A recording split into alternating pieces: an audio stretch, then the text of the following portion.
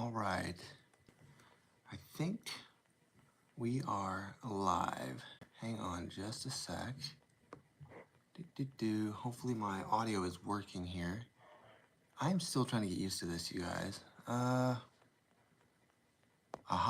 that's what I want right there.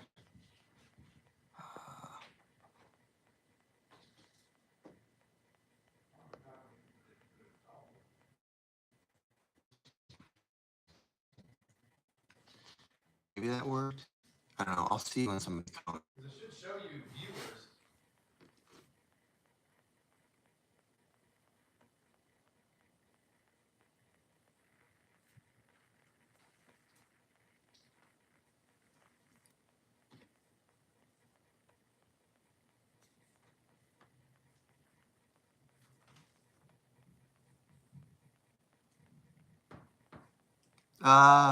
What's up, Dylan? I'm trying to make sure this is actually working. I guess it is if you can see me. Is it up? Well, Dylan McCoy just commented. Okay, hold on. I'm still trying to like get all of this down to where I can just turn it on and do it. And Yeah, you're live. okay, I wasn't connected to the Wi-Fi because sometimes the internet sucks, but that's okay.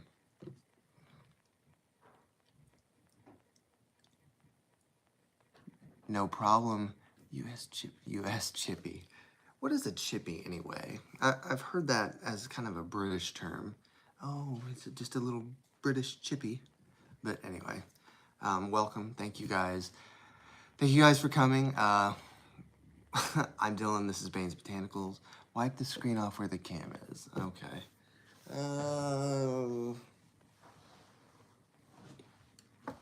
Well, that's just easier said than done, isn't it?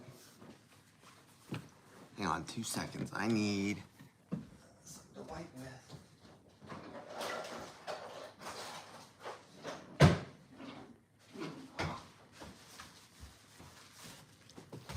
Let's see. Okay, maybe that's better.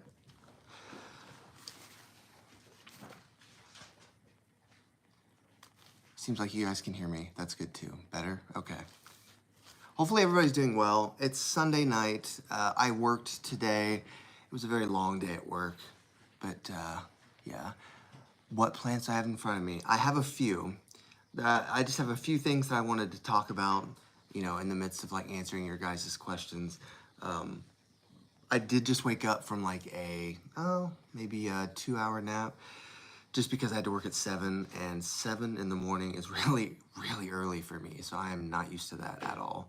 But I'm okay, I'm awake, we're here, and it's great. What did I grab?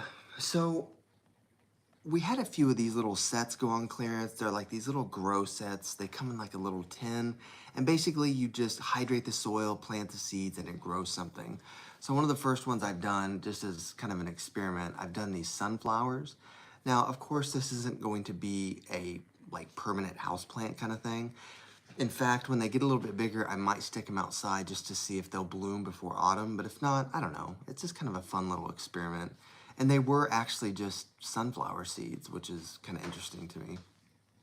There's a lot of things that we consume that we don't really think about the fact that if you planted it, it would actually grow into something. So I don't know, just one of those things that I thought was kind of neat. But yeah, I'm trying to pick off the little seeds, but we're gonna go into more about like seed germination and like kind of the life cycle of a plant in a future video. I haven't done really a strict science video in a while, and I feel like I'm overdue for that because I actually do like talking about plant science a lot. I just try not to nerd out too hard about it because I know maybe not everybody is interested in that, but it's fun to learn about just because it's part of our hobby, right? Like we enjoy plants a lot, and kind of understanding more about how they work is, I don't know, it's enriching somehow. I feel like it's more enriching than learning about like how the human body works. Because sometimes learning about kind of human anatomy, I'm like, oh gosh, is that really happening? Like, kind of gives me the willies. But what else do I have here? Yes, it really is. It really is fascinating. I actually bought a plant science textbook. I didn't keep the one that I used when I was in college because I didn't necessarily like the structure of it as much. But I tried to find one that was the most up to date on like taxonomy, that had kind of the more current like genetic information.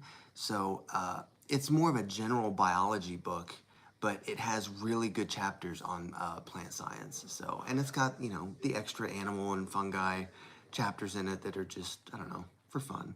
So, what else do I have here? I know that some of you were requesting that I do more cacti videos, so I've been out looking around trying to find different species of cacti. Even though all cacti care is kind of similar, I still wanted to feature kind of different genera.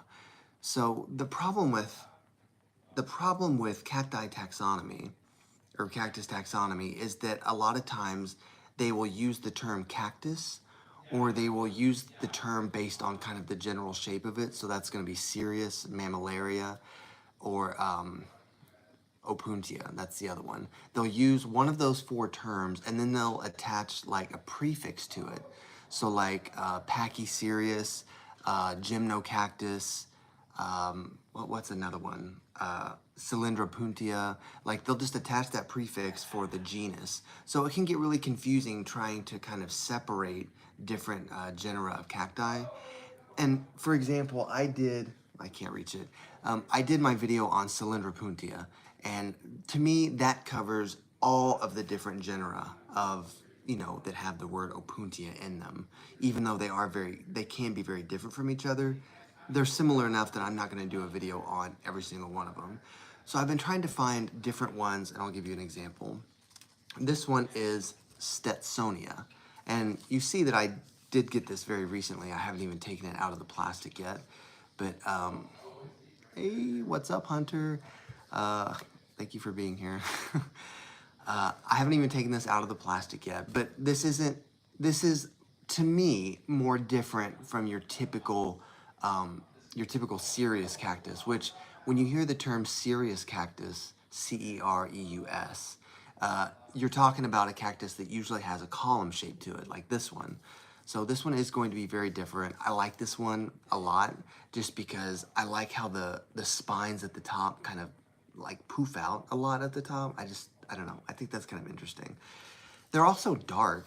They're darker at the top kind of than they are at the bottom. I don't know if you can see that in the video, but something like this is going to need a nice even amount of light. And I say that because in order for it to continue to kind of keep this sort of symmetrical, even growth, you want to make sure it's getting bright light, or else it's going to start kind of going like this as it gets bigger, because it almost starts to reach. It just starts to get a little bit leggy. So just kind of be advised when you do buy a cactus, you're going to need bright light. That's just, they come from the desert. They're used to sitting out there in the scorching hot sun, just absorbing all of that light, right? Now, I wouldn't put this in direct sun now because it's just a baby and it grew up in a retail store, not in the desert. So you don't want to give it direct sun, but you do want to give it bright light. Another one that we have here, I didn't know what kind of this was necessarily until I saw that it was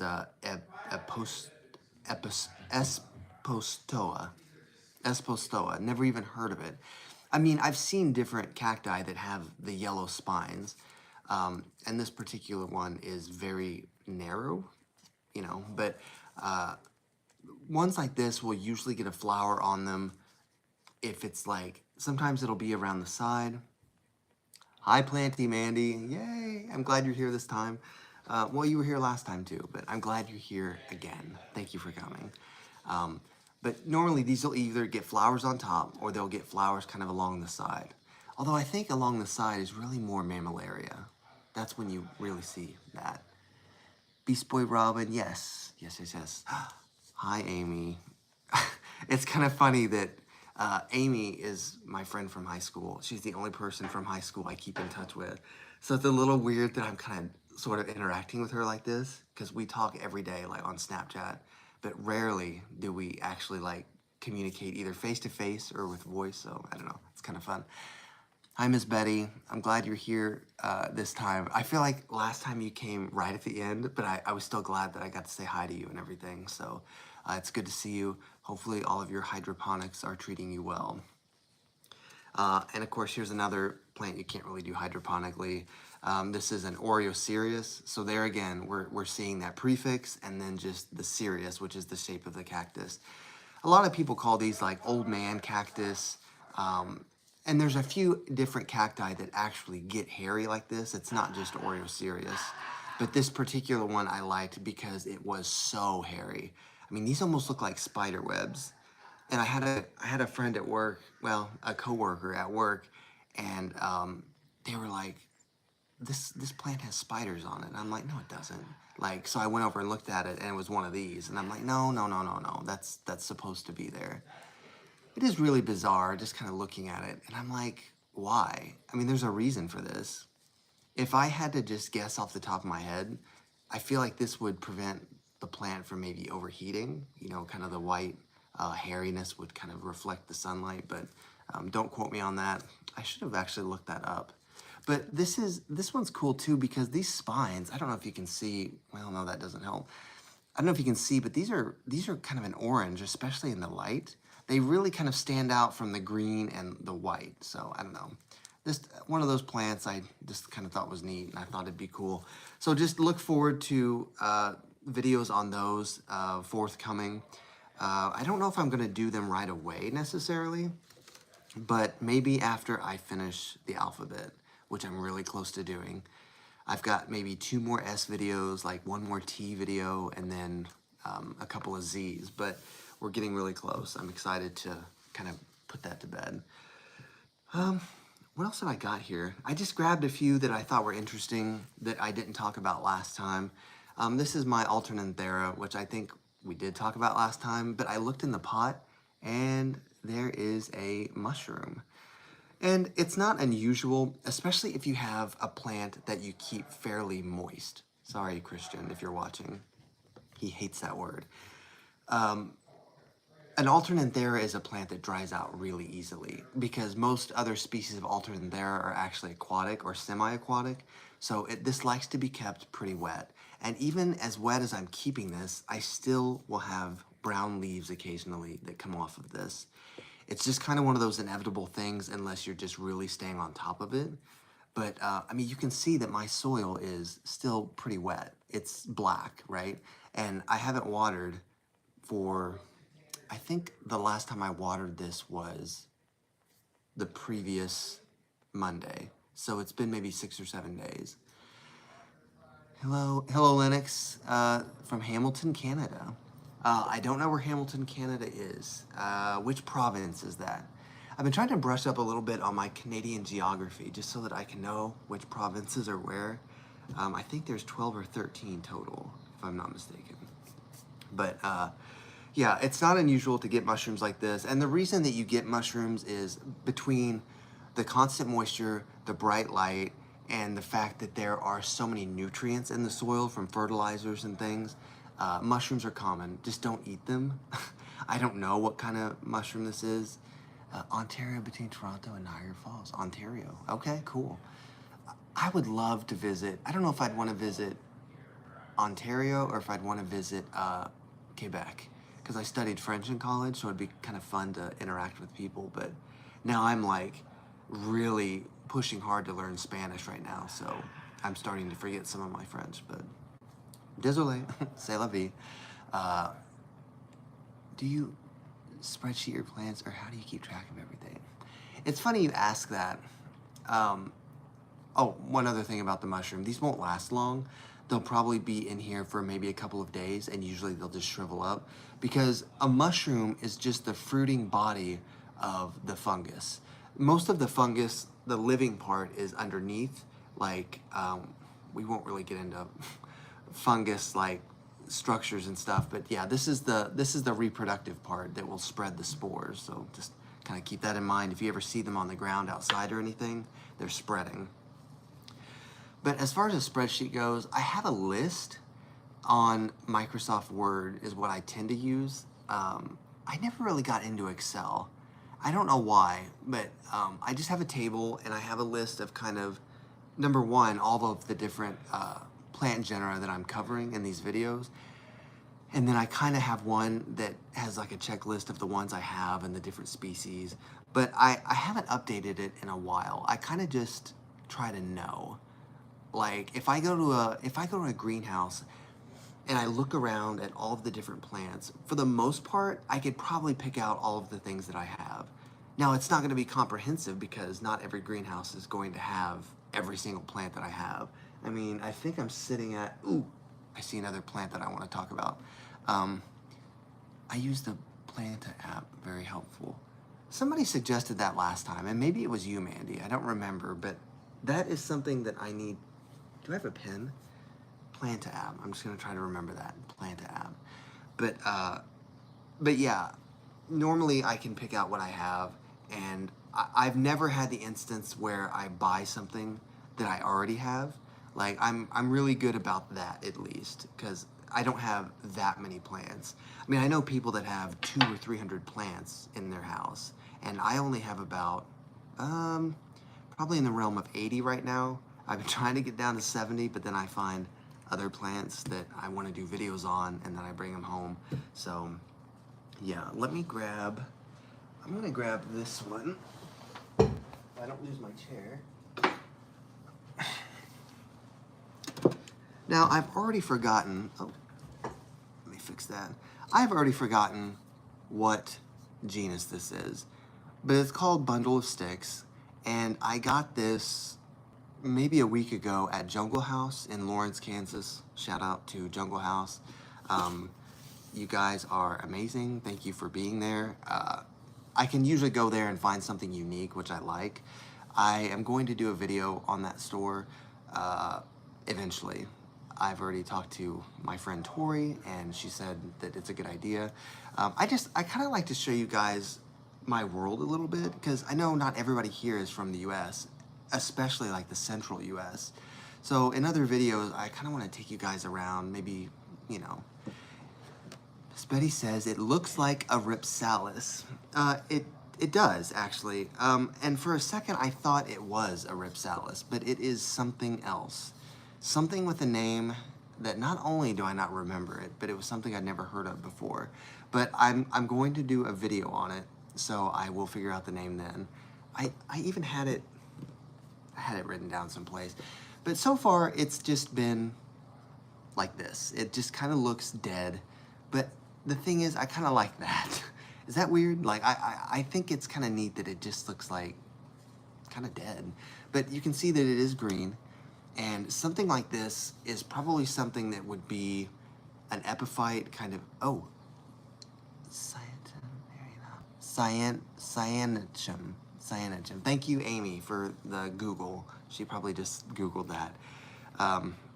Well, now I gotta figure out how to pronounce it. But yes, that is it, because I remember it had the word cyan in it, which is, you know, a color. But yeah, they're kind of wrinkled. Something like this would be an epiphyte in the desert that would maybe sit on another plant or maybe sit on a rock, and it would just kind of trail like this and just kind of, you know, absorb what water it could. But for the most part, it doesn't mind being neglected. You know, it is a succulent.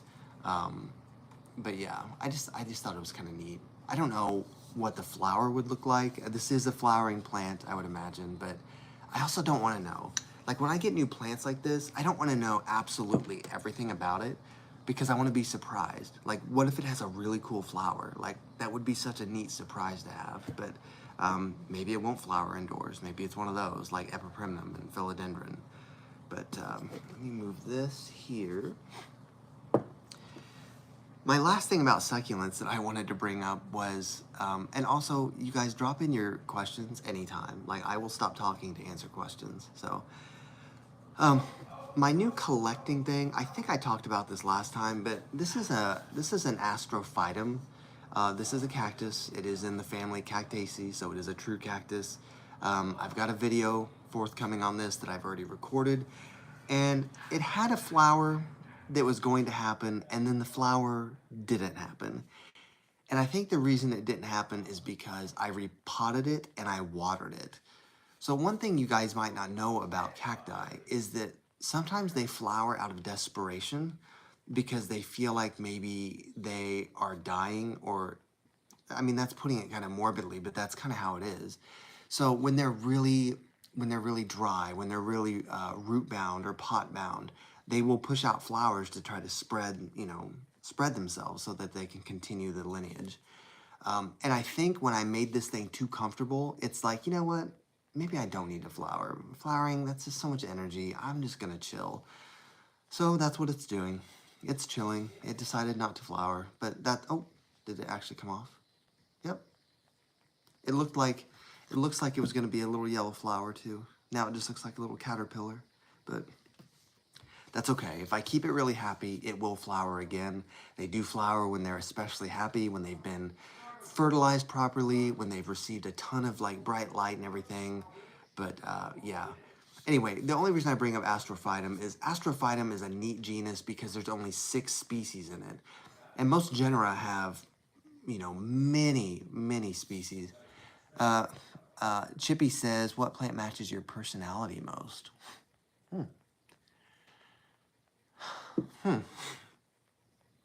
That's a good question. I mean, you have to start to think about the personality of plants, I guess. I mean, are you a plant that is really showy and flowers a lot? Are you a plant that has really beautiful variegation and, everybody's attracted to? Are you a cactus and you don't want anybody around you and, you're don't want to be touched? Like, that is a good question. I mean, I feel like one of my favorite plants is aspidistra, so I don't know if that's really my personality necessarily. Like, I don't know. Maybe I'm a plant that is green with a little bit of variegation so that it doesn't stick out too much, and that is easy to care for and reliable. So what would that be? I mean, that would be a few things. I mean, I'm looking at an Aglaonema behind the camera that I'm going to show you in a minute. I mean, that's a good example. It's green variegated. Here, I'll just go and grab it. If I don't knock anything over getting it. This is not an Aglaonema cutlass, but it is a relative of that. It's kind of a different, more uncommon variety of Aglaonema that has like the narrow sword-shaped leaves. But see how it's just kind of like green variegation? I don't know. I think it sticks out, but it doesn't stick out too much. Like a Thai constellation monstera is really obvious. Like, bam, look at those beautiful splashes of white variegation and the fenestrated leaves, and it's just amazing. But I don't know. This is a little more low-key, but it's still very pretty.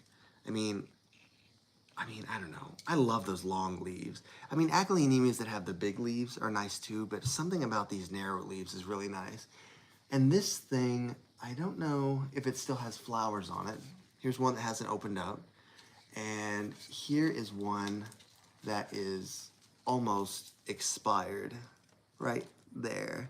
You can see the spadix right here is kind of shriveled up. So it is kind of expiring. And then of course the leaf behind it right there is the spathe. And it has a few flowers on it. So I'm kind of happy that this is doing so well. I haven't had it for too long, so I can't take all the credit, but yeah. So yeah, I would say I'm somewhere in that. Mine is Juncus effusus corkscrew rush. Oh, okay. Yeah. Juncus is an interesting genus. I don't know if I would call it exclusively a houseplant, just because Juncus does better outside. Juncus is kind of a species of grass. So I believe I don't remember what family it's in off the top of my head, but I know it is in the class Liliopsida because it is what we call a monocot. Now, with plants, just to tangent into science a little bit, with plants, in the phylum Magnoliophyta, which is all the flowering plants, the next step down is class. And there are 2 classes in Magnoliophyta. Well, there's 2 main ones, right? There is the monocots, which is Liliopsida, and there are the dicots or eudicots, as they're also called, which is Magnoliopsida. And the eudicots tend to be more complex. They have flower parts that are in multiples of 3 or more. they're the ones that can get like secondary growth, like bark and things. So they tend to have more going on than the monocots, which are simpler. They have flower parts in like twos, and they are plants like grasses. The aeroids, so a lot of our house plants are aeroids, which are in Lily Upsida. Yeah, I don't want to get them confused. But yeah, they're just simpler plants, but they are no less interesting. Why were we talking about that? Juncus, yes. And Juncus has a variety that is actually corkscrew, and it's really neat, but it just needs a lot of bright light. And I think Juncus needs to be kept pretty moist too. So a lot of people will grow it outside, and sometimes they'll bring it in and overwinter it. Right now, I've got a jasmine outside, and I've also got a Madagascar jasmine, which is Stephanotis. I'm going to try to overwinter those this year. I've never done it before, but I bought them in the spring, and the Stephanotis hasn't put out any flowers yet, which is annoying, but my jasmine has been putting off flowers at night, and jasmine is the best smelling flower. It's my favorite. It's just very, very sweet, very fragrant, but not overwhelming. If you guys have ever smelled a gardenia, they're just like, boom, like the flower smells just so much. I mean, it smells good, but it's intense. But jasmine is my favorite. I wish jasmine was more of a house plant. It's really not. Jasmine is a shrub that grows in like kind of more in a climate. It's kind of like the southern U.S. So Hunter, if you're still watching, you know you could grow jasmine in Mississippi pretty well. But so okay, Juncus. We talked about the personality. Oh yeah, Astrophytum. Only 6 species of Astrophytum, and I kind of want to get them all because since they are succulents, most succulents tend to make good houseplants. And I want to say that all 6 species are available as houseplants. I just got to find them. Of course, I don't remember what species this is now, but I just need to go take a trip to a couple of greenhouses that I know have a lot of succulents, and I can probably find the other ones pretty easily. And realistically, I would be comfortable ordering something like this online because this can't really get as much damage as if you order a plant like a Ficus elastica, which is the first thing I saw back there. You know, if it gets rustled around a lot, you're gonna have a lot of broken leaves and maybe the plant won't look as good. But something like that should be pretty solid. Anyway, I need to not be collecting so much, but I don't know. That's how it is, right? Um, Trying to see what else I have besides this one. I think this is the last actual plant I have right here. I don't know if I've shown this yet, but I think this is called Dianthiflora. Dianthiflora alsobia, I think is the species. It was an impulse buy.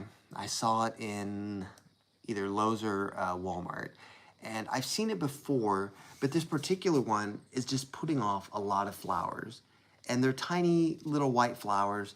They're not that remarkable, but the plant itself is a pretty good size. Like it takes both my hands to hold the pot. It's trailing nicely.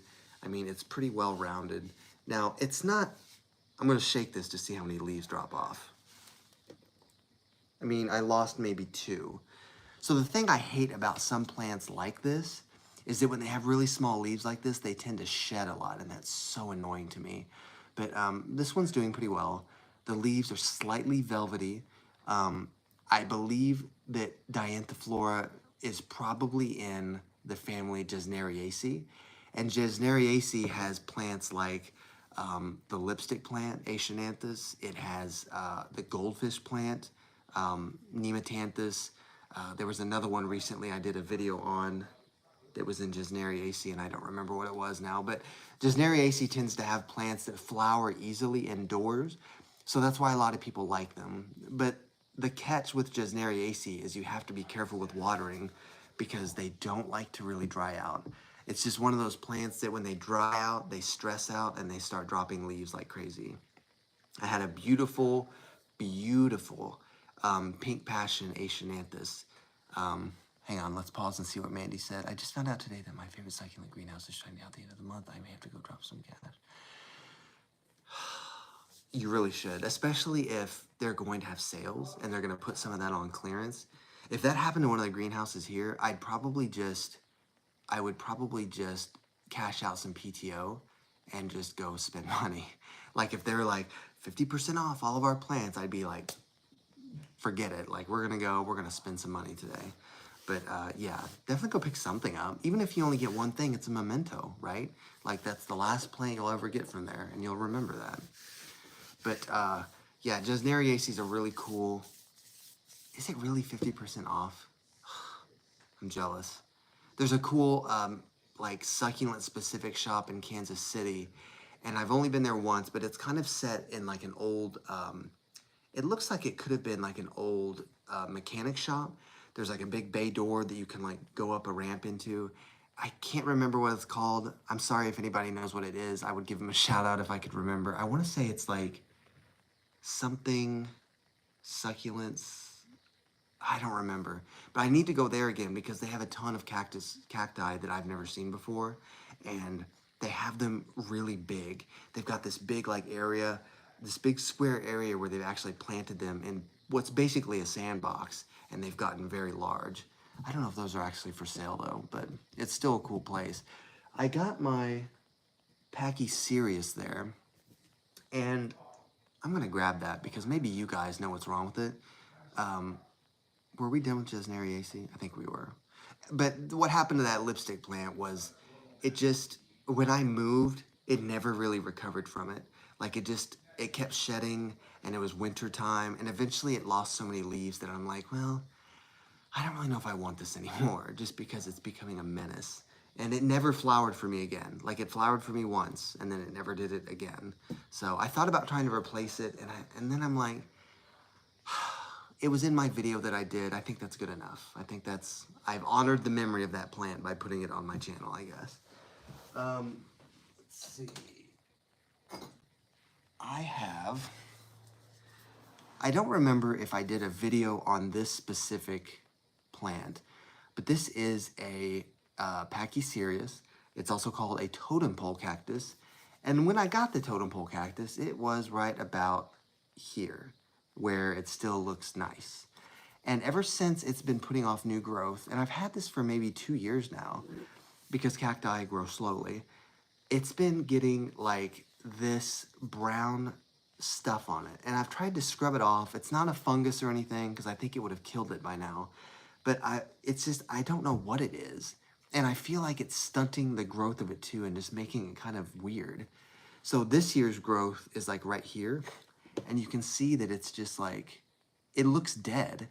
It's not dead. Like I squeeze it and it's still, it's still got water in there. It's still alive, but it's just covered with this brown, and I don't know what it is. So if anybody has had this experience with another succulent or cactus, let me know, because I would love to know what to do to fix it. And only because it's Wesley's, my spouse, it's his like favorite cactus.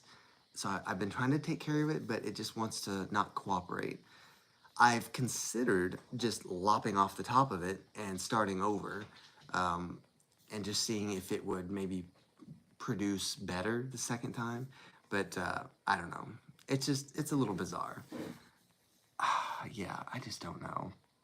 And even like the growth of like the points and stuff, excuse me, they're different than down here. These are nice and bulbous. It's not a nipple cactus. I don't know if you guys know what a nipple cactus is, but they do look kind of suggestive. This isn't that, but they've started to get kind of weird up here too. It's just very unevenly shaped. I don't know.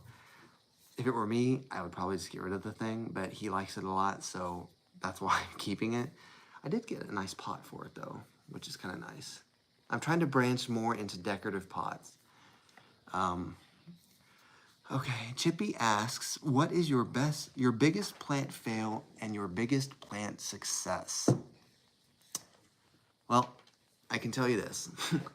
My biggest plant fail was my Licuala palm. And I say biggest fail because that's probably the most expensive plant I've ever lost. I did do a video on Licuala. It's been months ago now, so feel free to go watch it. Licuala is a fan palm that is beautiful. It's very exotic.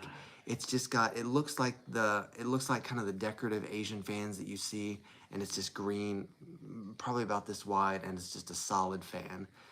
Beautiful palm, but not really a houseplant, I've found.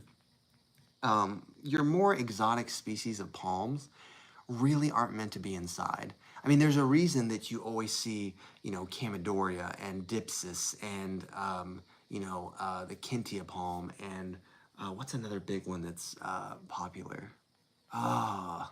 Erica, the Erica palm. Oh, no, that's Dipsis. Well, whatever. But it's because those do better in low light. Like they can do better with less light. But things like Ravinia, even though you see Ravinia a lot, it's a highlight plant. Like it's not really supposed to be inside.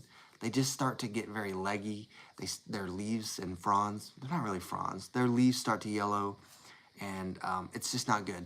Anyway, that Licuala, the edges started to turn brown, and then the leaves just started to change. I mean, I think it got mealybugs or something, or scale, and it recovered from the pest infestations, but it got to the point where it just wasn't prospering. It wants to be outside where it's direct sun, humid, Florida, it didn't want to be in my house in, the middle of the US. So yeah, that plant cost me about $140.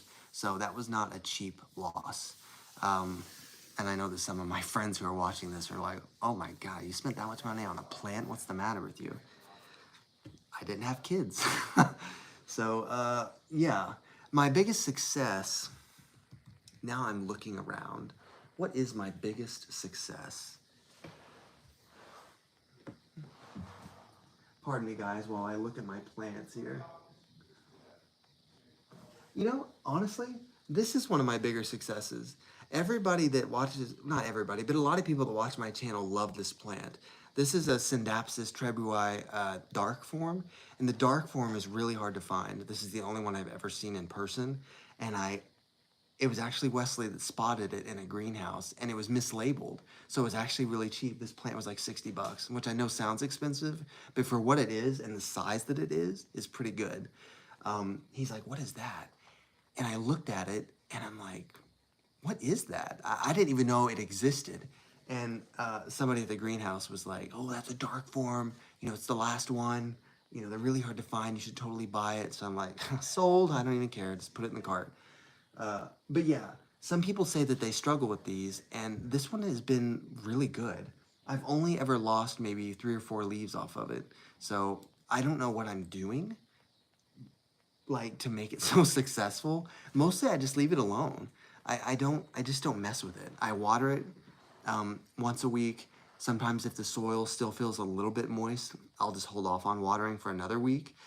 And yeah, it's kind of not directly under my grow light, but it's kind of off to the side a little bit, which makes sense because of the darker leaves. The darker a leaf is, the less light it needs technically, because it has so much more chlorophyll to photosynthesize with. So your lighter leaved plants and your variegated plants need a lot of light because they can't photosynthesize as well. The white parts and the variegated parts of a plant don't do anything for the plant. And that's why some plants revert. Like the variegation is the mutation. Like that's the problem, with the plant technically. So when it reverts, the plant's trying to fix itself basically so that it can be more efficient at photosynthesis. Anyway, I would call that probably my biggest success. It's also probably my luckiest find. I mean, obviously, most of the plants that you guys see on my videos every week, multiple times a week, are the same plants. Like, they've been doing well for me for a while. Now, occasionally, I'll slip a new one in. Like, that Saxifraga right there is fairly new. What else is kind of back there that's new? I'm not seeing anything that's, like, brand new. But I would also say that there are, in between my biggest success and my biggest fail, I feel like the plant that I have the biggest opportunity with would be my Rhaphis palm, the lady palm. That's the plant that I love so much. Like, that's my favorite palm probably. And I I'm having trouble getting it to thrive. And I know it's because I'm not probably watering it enough. I know it's probably because it's not getting enough humidity, but the tips just keep browning on it. It's really annoying because I want it to be successful because it's such a beautiful plant. Athena is off to the side here, losing her mind. She's playing with something in the chair. But what was the other thing? While we're talking about palms real quick, I think when I did my video on Camedoria last year, I just did like a regular Camedoria, was it elegans? Like just the regular parlor palm. Earlier this year, I actually got a Camedoria Metallica, and these are also decently hard to find. Surprisingly enough, this showed up in Lowe's. I was visiting Nebraska, and it was just one of those things. I immediately saw it because look at the leaves. Look at how those leaves are shaped.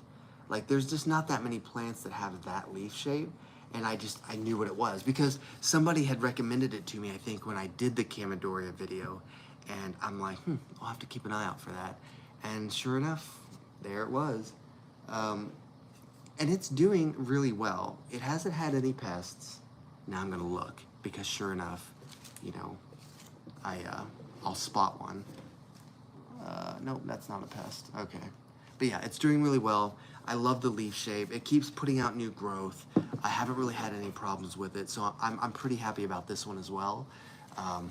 I opted not to put it outside this year because I just didn't want to risk it. I didn't want to risk accidentally burning the foliage.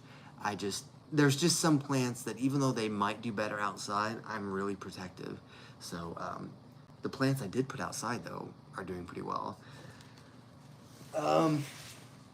And if I haven't answered a question, like when the comment pops up on my screen, like it sits there for about like 8 seconds and then it fades away. So if I was turned around or something and something popped up, I didn't see it, just so you guys know. Because I'm trying to answer every question I see or every comment. What was the other thing I was going to talk about?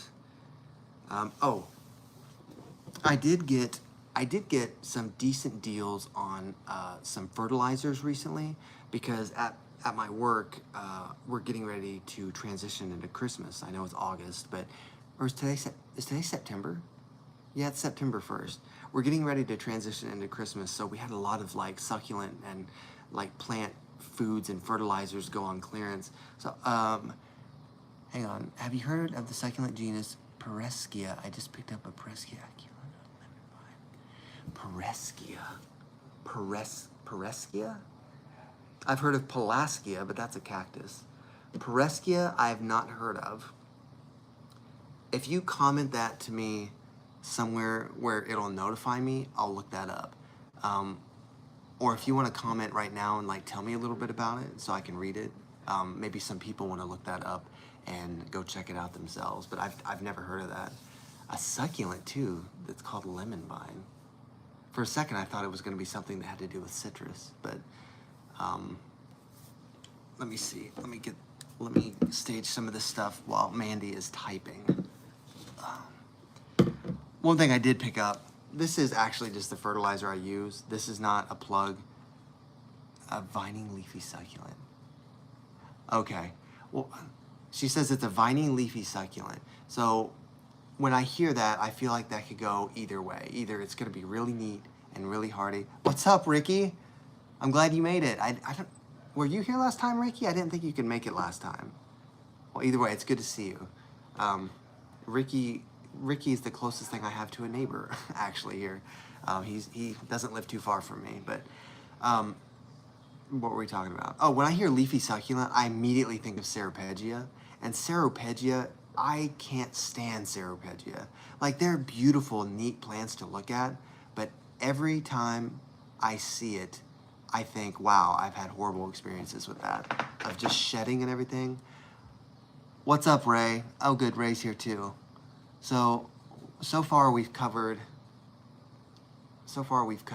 well, 2 continents. I've got some people in Europe on here too. We might hit 3. But yeah, Ceropegia, the problem with that is that it needs more water than you think it does. but it also gets root rot kind of easily. So because those leaves are so kind of like thin, they're kind of susceptible to drying out. And people think that, oh, it's a succulent, I can just let it dry out completely and just leave it dry forever. Well, no, not really, because it's not a cactus. Like, cacti are the ones you can let dry out forever. But succulents do tend to need a little bit more water because they're just not as hardy. Anyway, yeah. So this is the one I use generally. And this is not a plug for Miracle Grow, I'm just being honest. Like, I just use, it's the blue liquid. You know, I dilute it a little bit, and I do it twice weekly. I say that in every video, you know what I mean? This is actually the stuff I use. But I am trying to branch out into a few other things. I did get a couple of flowering plant fertilizers. Separate water, grow small fruits inside, not sugar fruit be inside, release your rubbery, not thin. Okay, Mandy says that you do need to water that plant more, which I figured. Honestly, anything that has leaves tends to need a little bit more water as opposed to just something solid like this. I mean, this thing is just a solid plant for holding water, so that's why you don't need to water it as much. But yeah, things with leaves, you know, tend to be stuff that just, they need more water. They just do, because they dry out easier, you know. But yeah, I used this one on my African violet. I'm hoping it flowers soon. I think, did I put out my video on streptocarpus? Yes, because people were like, that sounds like an illness. It does sound like an illness. I got diagnosed with streptocarpus. Like, yeah, you did. St. Paulia was a much prettier name, but it got moved. Actually just purchased the same product to add to the avocado seed I have growing in water. Okay, Ricky. Yeah, that's the thing too, you guys. Like, I was talking earlier about like the sunflower seeds. Like, it's kind of fun to take fruit seeds and just try to grow them. I've done that with decorative squashes, the ones that you get during like autumn that are really gnarled and bizarre looking. I've cut those open and actually preserved the seeds so that I can just try to grow them. And one time I threw one, was it a pumpkin or, no, it was one of those squashes. I threw it out in my yard, and the next year I had, hi Alanita, buenas noches. Can you use buenas noches as a greeting? I guess you can. Usually when you say buenas noches, I think good night. Oh, how did the, Elenita, you were the one that was going to be in the hurricane. I'm glad to see that you made it through. Hopefully it wasn't too bad for you. What was I just saying? Flowering fertilizer. I am so bad about getting off track. What were we talking about? Streptocarpus and St. Paulia. I don't know. Somebody remind me. Was I saying anything important, really? Am I ever saying anything important? The squash. Oh, Carlos is here. Hola, Carlos. Yeah, and it started growing. The next year, I had this huge vine in my yard, and those decorative squashes were actually growing on it, and they were so bizarre looking. Elenita says, lots of flooding, no wind damage during the hurricane. Okay, good. Yeah, it's amazing how much rain hurricanes can drop, but I've never been through one. And then Chippy asks, what plant fact do you wish all enthusiasts knew? Chippy, did you ask that last time?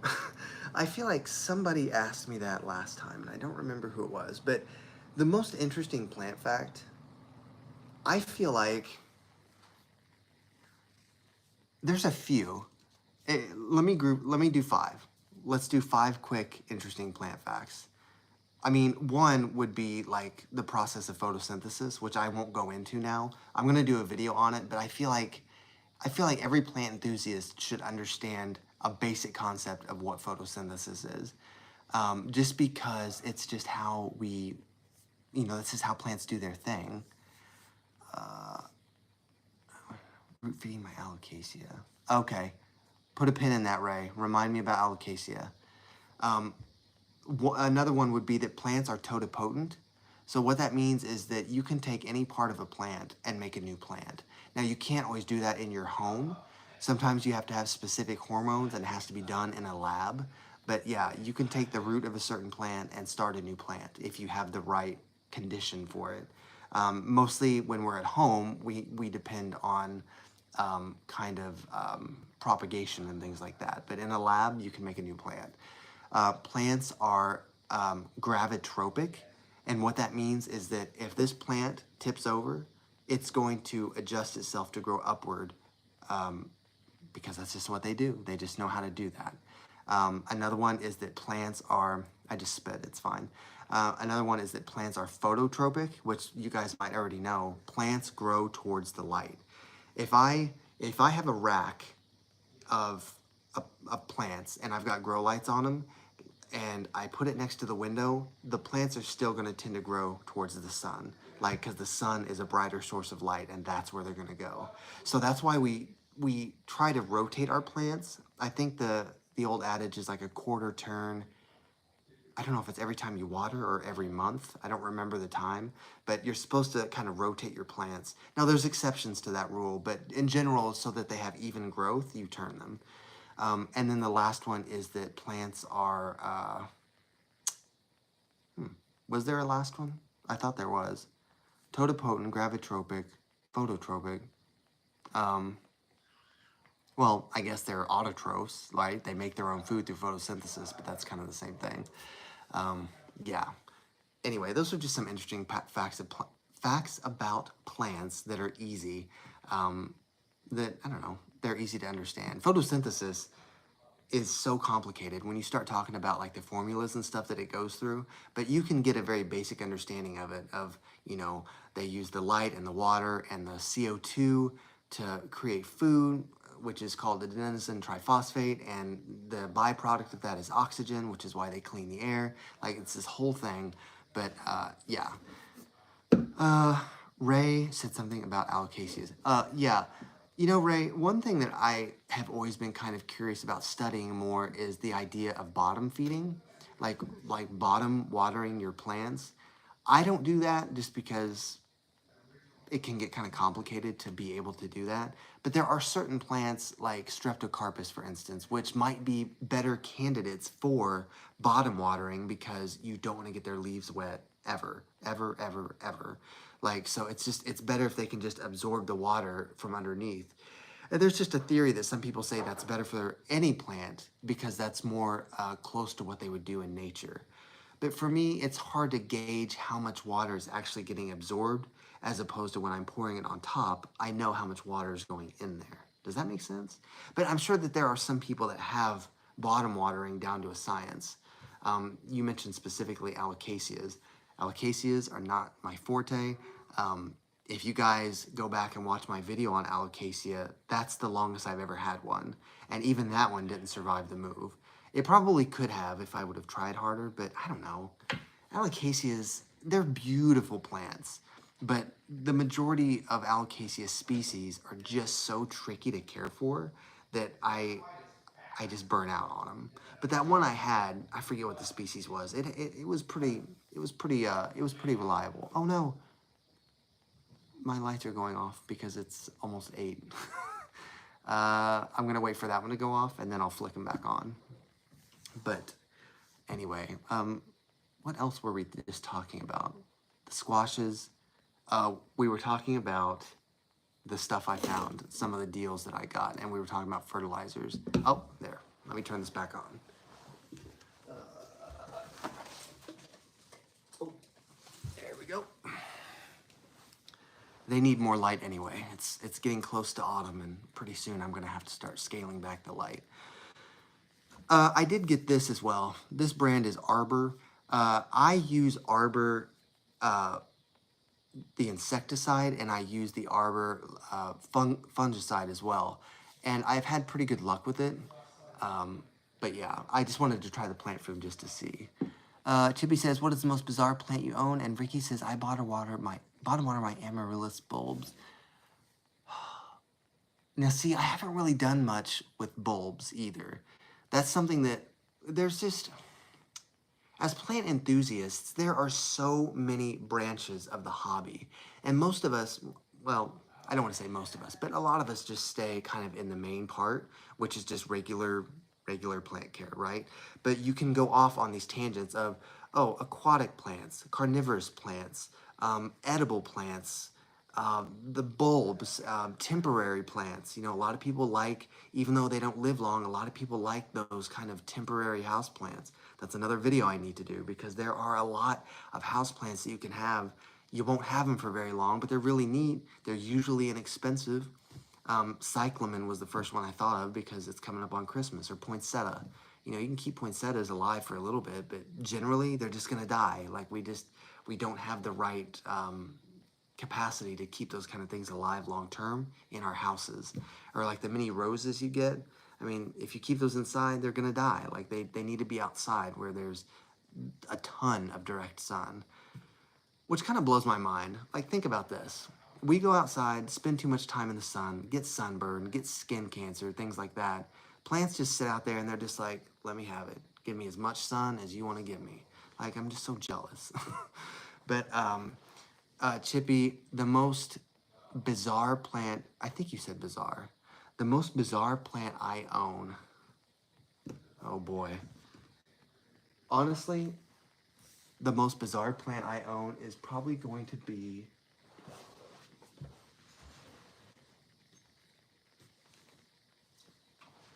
probably this Senecio. I mean, look at it. What is going on?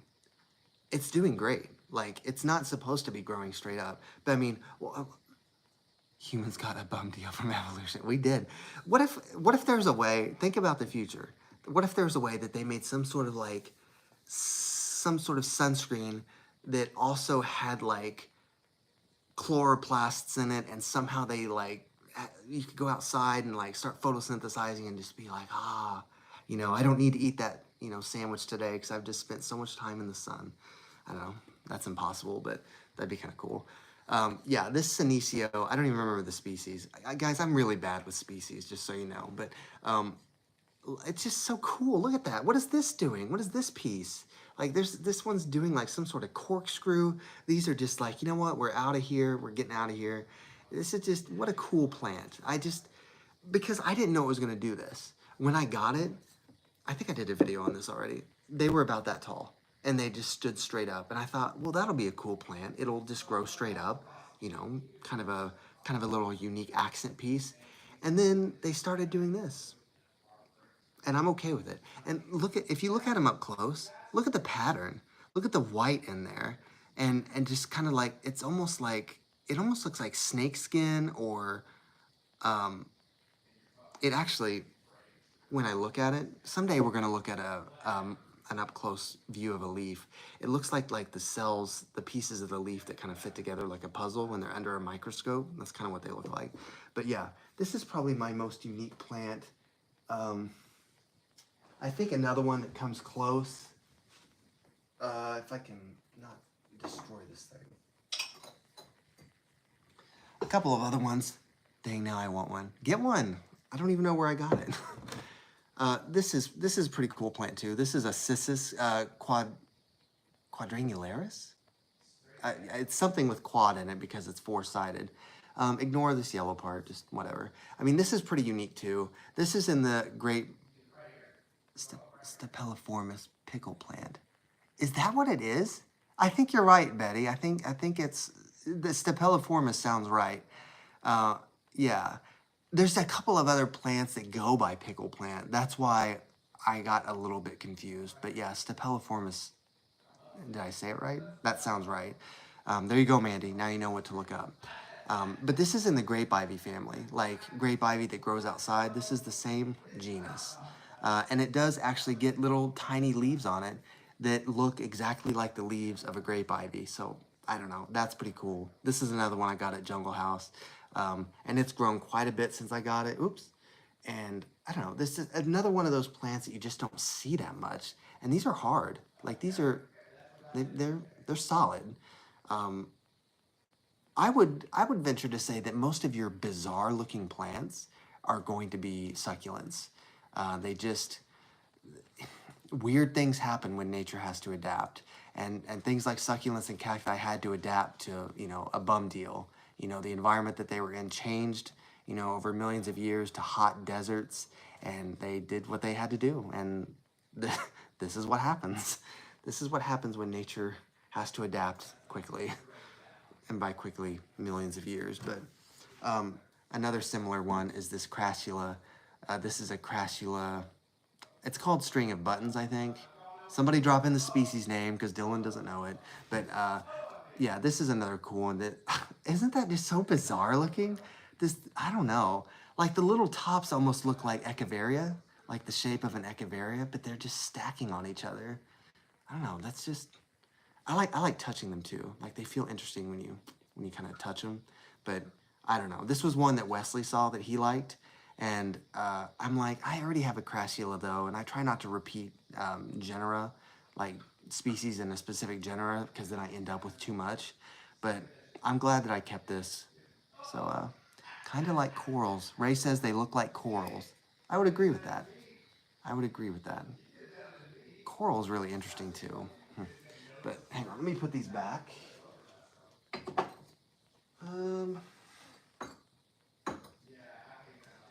All right. Oh, what were we talking about? Keep dropping in the questions and comments. I love it. I'm trying to fill in the interim space with other things.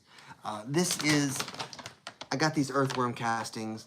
This is an example of something else I want to start using other than just my regular generic fertilizer. Just something a little more organic for the plants. For those of you who don't know, earthworm castings are just a natural fertilizer, and castings is poop. So it's earthworm poop. And earthworm poop is very, very nutritious, not so much to people, but to like plants. It does a lot for the quality of the soil. So earthworms are really good. Earthworms are a good thing. It would be really neat if somehow you had like not a terrarium, like an arboretum, where you could like drop earthworms in and just have the soil be like really nutritious. I don't know if that would actually work, but in my head, I picture having an arboretum that somehow has the ability to like, you could turn it on and it's like it's raining, and you know, it slide back the ceiling and let the sun in, and I don't know.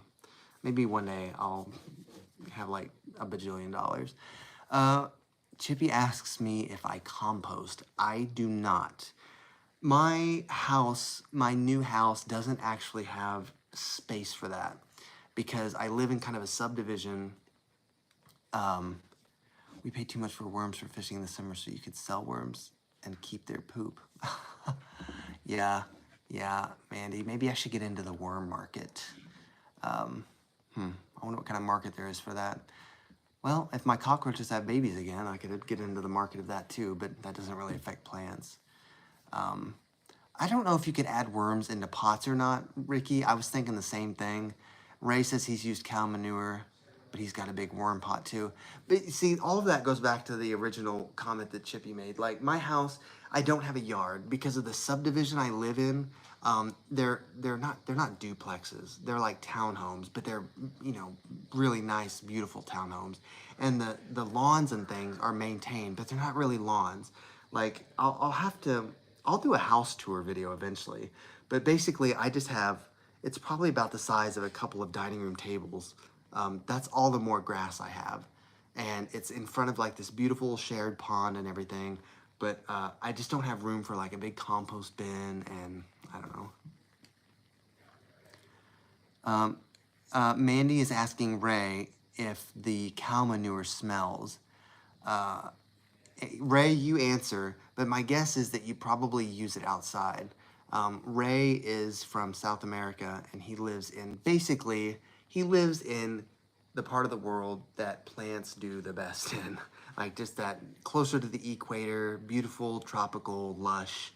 You know, if you guys think about the distribution of plants while they're, you know, commenting, the closer you get to the equator, the more rain you have, the more light you have, the more heat you have, the more exotic life gets.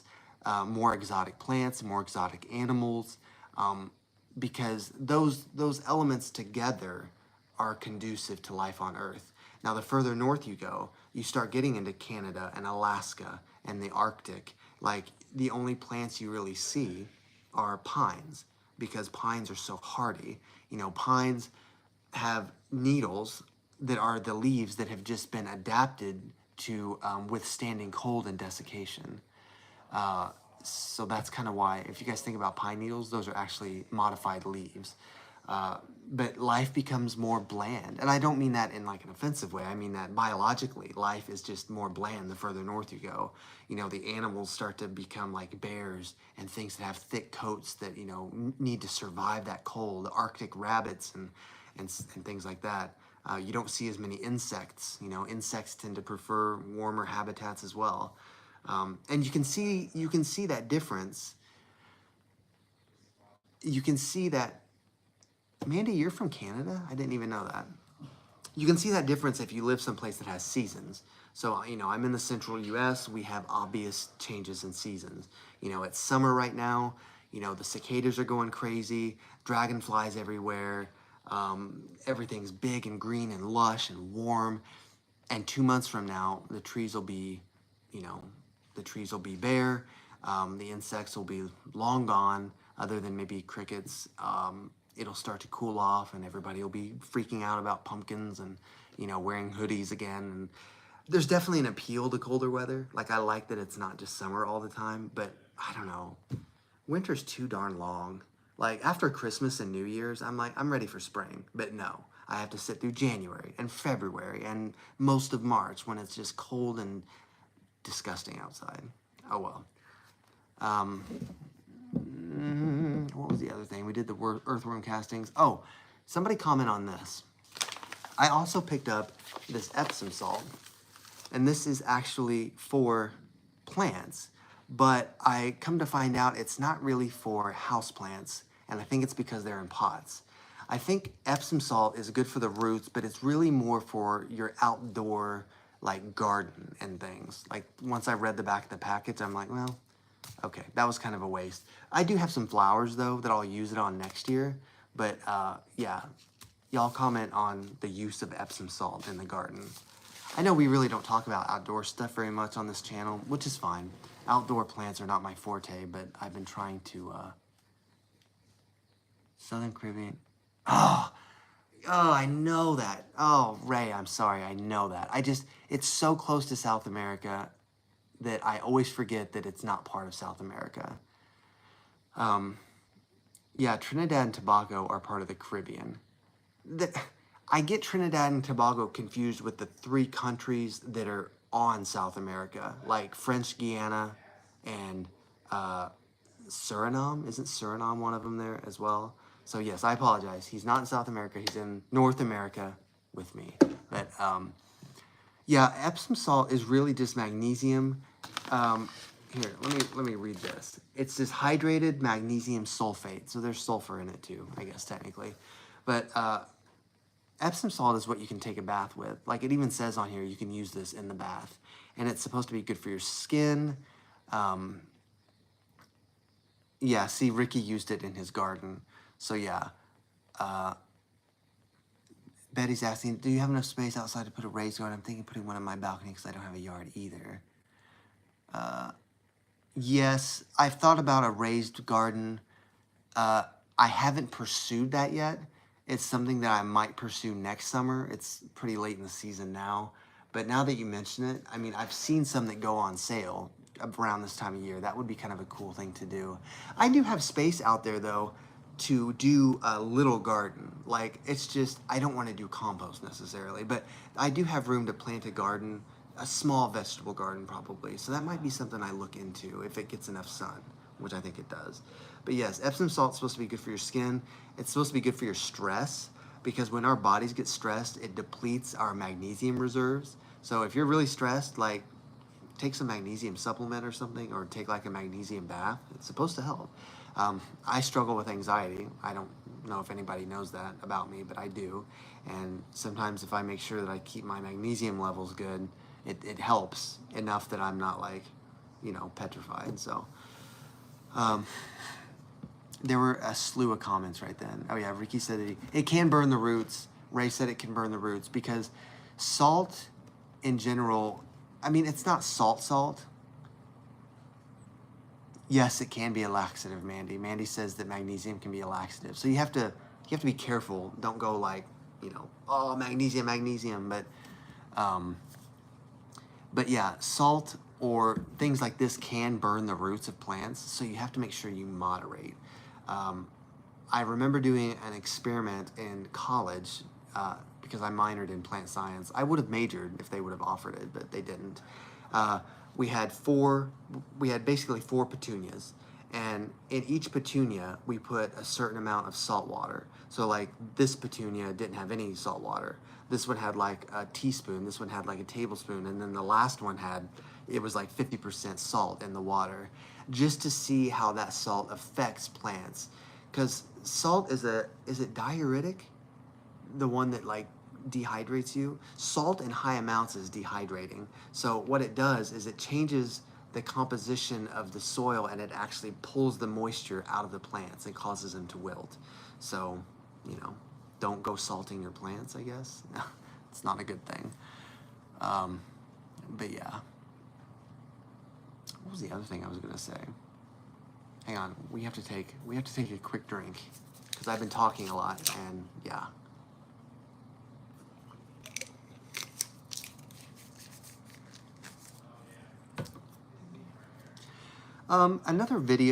Another couple of videos I want to cover would involve like fruits and vegetables. I think that even though that's not necessarily house plants per se, we can grow fruits and vegetables on our porches even like Betty was saying. I mean, you can have a fruit garden, and there are plenty of fruits that will grow even in temperate environments. That's something I kind of want to cover. Chippy asked, what is your least favorite plant? One you love to hate? Mine is the fiddle leaf fig.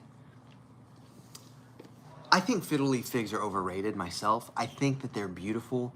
I'm kind of surprised my mom didn't have one because my mom loved ficus plants. I don't have one, if that tells you anything. I think that if I found, I don't know, I don't really have a desire for one just because they're everywhere. You can go to any plant shop and there's fiddle leaf figs, right? Ficus lyrata, if we're doing the scientific name. I might pick up one eventually because I don't know. Do I feel naked without it? Not really. I mean, I think I've only ever owned one, but my least favorite plant, easy, Hamalomena. I hate Hamalomenas. They're a pain in the butt. All they do is get spider mites and die. You have to basically you have to water them with your tears. Like, that's the only thing that will keep them alive because they're just horrible, vindictive plants. I hate Hamalomena. And I've had probably 4 or 5, and they just, even when I made my video, everybody was like, sucks, sucks, sucks. Like, they don't like them either. They're pretty plants. Don't get me wrong. They're pretty. I think that they have, especially the camouflage one, has a very unique look to it. But they're just so freaking hard to take care of. And all they do is spread spider mites. Tradescantia is a good one too, Mandy. I mean, I still have my green one. It's doing fine, but yeah. I see the white pot. What is it? I'm looking for a tree-like plant. The white pot to your top right. Oh. You're talking about this one. That is my, that's my Ardesia.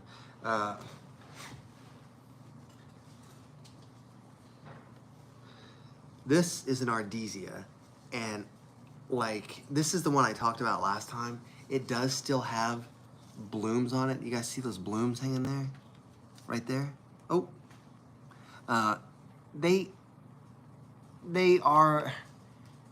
They're flowering slowly but surely, but the flowers are only there for a minute and then they're gone. You can see where some of them, maybe you can see it, maybe you can't, where some of them have opened up a little bit, but I don't really know a lot about Ardesia, but I know that as a houseplant, it's been pretty successful for me. It needs above average water. Like, it needs more water than, say, like an epiprimnum, but it doesn't need as much water as like a fern. It doesn't need that much. But I can tell, like even right here, here's a little dry piece right here. I can tell when this hasn't been watered because this wilts, and you don't really want it to get to that point. But yeah, this has been really good. It only recently started to look like a tree up top, so I'm pretty happy that it did that on its own. I didn't have to notch it. I didn't have to do anything with it. So yeah, if you can find one, and I love that the leaves come in red. Isn't that cool? They come in red and then they turn green, kind of like a imperial red philodendron. It's about time to take it off the shelf because it's almost too tall. But sit that right there, maybe. I saw, was it Ray or Ricky that just asked me? I actually I still have my schismatoglottis, and it's still super fun to say. But schismatoglottis is pretty cool. I love the pattern, how it has just these 2 stripes of light green. What's up, Ahmed? Hey, it's kind of cool to see you here. Like, I know you know, we've been kind of staying in touch for a while, but yeah, good morning from Malaysia and good evening from the US. But yeah, I love the, sorry. I love the pattern on these. Schismatoglottis, I like them, I don't love them. And the reason I don't love them is because they are so thirsty. I talked about Ardesia needing above average water. This needs even more. These 2 are pretty close in kind of the amount of water they need. Alternanthera, Schismatoglottis. I will say those are 2 of my favorite plant names. I do like saying those a lot. But yeah, Schismatoglottis is beautiful. I mean, look at that. And it will wilt like a peace lily when it needs water. But again, you don't want to use that as a gauge, right? You see it wilt once and then learn from that. Learn when you need to water it before it wilts. I keep my Schismatoglottis in a self-watering pot. And honestly, Betty, I need to do that. Like, I need to look more into self-watering pots. I talked earlier about how I'm trying to get more into decorative pots a little bit, but yeah, I just killed my tree fern plant, not by learning. Ahmed, don't feel bad. I had an Oceaniopteris that I did for my Oceaniopteris video, which is like a tree fern. I think it's actually a miniature tree fern. And it just, I don't know if it was watering. For me, ferns usually die because of humidity. Like, ferns just need above average humidity. They need that pebble tray. They need that humidifier. They just don't, their growing environment is such that you can't leave them in a bone dry environment, especially during the winter time. But yeah, Schismatoglottis. And actually right now, I think I only have 1 fern. Like, and I think ferns are gorgeous, but they're just too hard to take care of on average. You know what I mean? I was supposed to water the trunk. Well, hey, that's more than I knew. I don't think mine had a trunk yet. I think it was still in the stage where it wasn't big enough to have a trunk. But this is the only fern I have right now, an asplenium. And it has a little bit of brown just right there. I just need to cut that off. But for the most part, it looks fake. Doesn't it look fake? Throw it to me, Dylan. I'll go outside. Yeah, it's gonna take quite an arm to reach all the way down there. But, like, can you hear that? Like, is my mic picking that up? Like, it's just, look at how they move. It's just such a solid plant. And that's why it's still alive. Because this is a solid plant that's not in terracotta. I like that pot too. Isn't that kind of cool? And if you want a fern, get an asplenium. This is without a doubt the easiest fern there is. Okay, and I've tried almost all the ferns, and they just wither, right? But this does not wither. This is beautiful. Again, ignore this. But where's my cutters? But yeah, I love it. And you can see in the middle, it's coming out of the middle. Here's a new frond right here getting ready to come up. Fern leaves are called fronds, in case anybody didn't know that. But yeah, I actually love this. It's pretty neat. I've had it for, I don't even know how long I've had it now. Long time. But yeah, where am I going to put you for now? Let's put you right here. I need to reorganize that whole shelf, and probably that whole shelf too. Did I miss any comments? I really am trying to hit everybody's comments. I'm just kind of talking. We're just kind of hanging out. I didn't really have a time limit on this. I just figured you guys, here we are on a Sunday night, you know, or in Ahmed's case, a Monday morning. I don't know if you guys can hear Wes. He is gaming right now. Ahmed says, supposedly the roots are in the trunk first before going into the soil. That's interesting. I didn't know that. Ferns, I haven't really done a video on like general ferns, but I kind of talked about it when I did the video on like plant evolution. Ferns are just a very old plant. They are really the second group that came about after like the mosses, right? So ferns are really the first terrestrial plants that were able to have a vascular system. And they're actually called, generally they're called seedless non-vascular or seedless vascular plants because they don't produce seeds, they produce spores, which are kind of like clones of the plant. And they go back probably 400 million years. I don't remember the exact dates, but that's why ferns are so different. They're just older than all the flowering house plants, older than all of the pines and the gymnosperms. They're just, yeah. My brand of mic is a DJI. I think that is the brand. I think it's a higher end one because Wes bought it for streaming, I think originally, and he kind of got away from streaming. So I just use it now for making videos. I think it's good. It's a different one than I used in my early videos. I was using a different one, and I think that this one is better.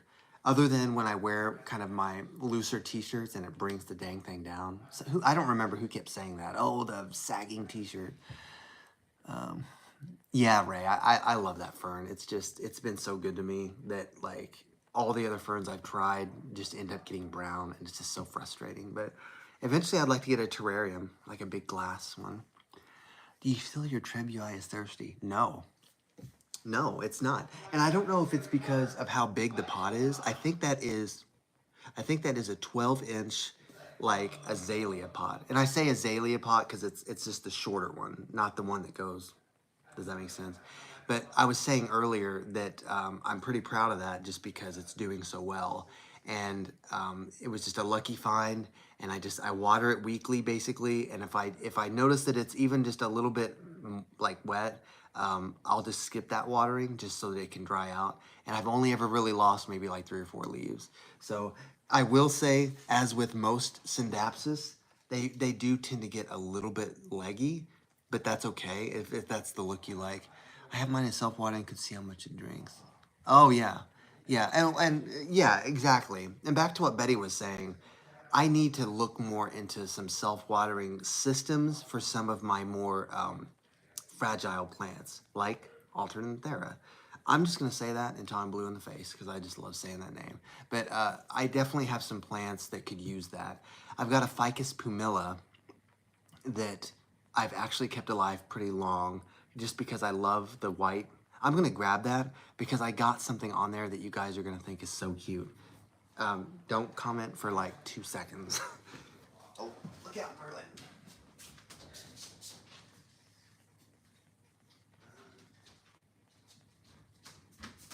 Okay.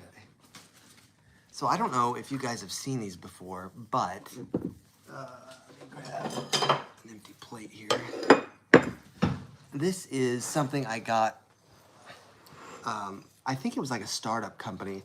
And basically it has this is my Ficus pumila. These are really thirsty. They die easily. Unless you want to tend to it constantly, don't bother buying one. But like I said, I do love that the edges of the leaves are white like that. But anyway, so it's on 2 plastic things, and it's got a little hole in the top. And when you water it, I'm going to try not to make a mess with this. But if I do, it's okay. Oh, too much. And you can kind of sit there, and it just sort of rains on it. Isn't that cool? Isn't that such like a zen, like tranquil thing? Like, I don't know. I love it.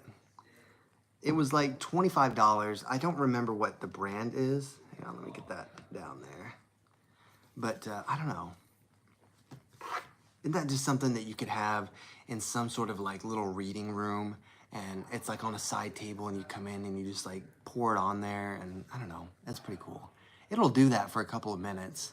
And it's also good, I think, for when you have a thirstier plant, you can kind of make that water distribute a little more evenly. But Ricky says, the plant shelves and grow lights behind you, where did you get them? Happy with? So the plant shelves came from like furniture stores. Wesley's mom bought me this one, and I forget where I got this one. It's kind of just simplistic. And the grow lights themselves, I got at Lowe's. I just kind of got the most affordable one that wasn't completely crappy. And I just bought a bunch of them. And they've been good. They've been good. All my plants are good. They're getting plenty of light. And I have to use grow lights because the windows, they have huge curtains on them and it's just not conducive to like having plant racks in front of them. I'm trying to figure out a better arrangement, but for now, this is doing fine. None of the plants are really suffering from lack of light, so I think I'm doing okay with what I have. I don't remember what brand they were, but I think they may have been like a Lowe's brand. Lowe's is a home improvement store, if anybody didn't know that. But I usually go to Lowe's because they have a license with Costa Farms, and Costa Farms makes really good plants. So, well, they don't make them, they grow them. But yeah, Ahmed, what if they did make like, what if I had like a little clip-on light or something, and it was kind of like, looked like a sun, that kind of like shot light down on it? I don't know. There's your $1 million marketing idea. Put one of these clouds with one of those sunlights, and yeah, that'd be pretty cool. I think it's about done watering. But I wish I had more of these. I wish I had bigger ones. They should make bigger ones so that you could put it on like a epiprimnum or something. But let me get this out of the way. Yeah, I thought that was so cool. I don't know. I'm a sucker for weird, you know, trinkety stuff like that. But yeah, I'm trying to think of what else. What are some other wish list plants? What are some wish list plants that you guys are looking for? Like right now, my grow lights cost like 50 cents US. How did you manage that?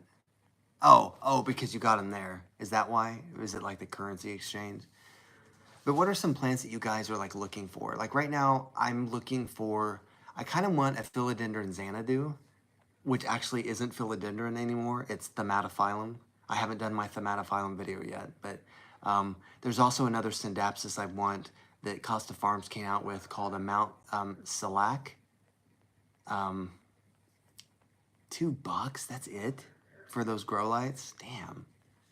I wish it was like that here. But there's also another Syndapsis that's like a solid, kind of a minty green that has no variegation. And I'm not talking about the other one. What is that one called? Green something. It's like mint green solid leaves. Miles asks, what Hoya do you have? I have, did we talk about my Hoya last time? I think we did because it was flowering. It stopped flowering. But I have a Hoya obovata. No, it's not Moonlight. It's not Syndapsis trebui. It's Syndapsis pictus. And it's like just a new variety that they came up with. If you guys want to see some newer plants, go to Costa Farms website and go to their Trending Tropicals tab. They're expensive on the website, but if you can find them like in a local store that sells them, that's kind of the better thing. But yeah, this is my Hoya. It's a Hoya obovata. It's my favorite because I love the silver speckles on the leaves. I love the big leaves and how round they are. And it did flower recently, and the flower smelled really good, and it was very pretty. So I'm hoping it will flower again. I'm kind of happy for myself that I was able to get a Hoya to flower. Generally, I'm not a huge Hoya fan, but this one has been doing quite well. It's the flower was actually on this right here. Thank you, Miles. Thank you for being here. But yeah, like, I mean, even like this leaf, look at how big some of these leaves are. I don't know. That's pretty cool in my opinion. Let's see. Where can I put this? I'm going to try to put this back. My table is now covered in plants. I think Ricky said he ordered the cloud thing. That's good. They're like $25, which is a little money from $3 to $25. Oh, okay. Maybe I need to order more because I feel like I have enough small plants. I mean, even something like this, even my little sunflowers, like it'd be cool to put that little cloud in these sunflowers. Mandy's looking for an Anthurium forgetii. They're coming for cheap now. I never got into anthuriums too much, But I will say that there are some really, really exotic species of anthurium that I'm like, I kind of want that, but I also know that my track record with anthurium's not great. Um, like even anthurium fingers, I think looks really cool, but I've also heard that that particular plant is kind of difficult to take care of. I don't know the one you just referenced, again, just because I haven't done a lot with anthurium, but I know they can get kind of expensive too, just because they're so exotic.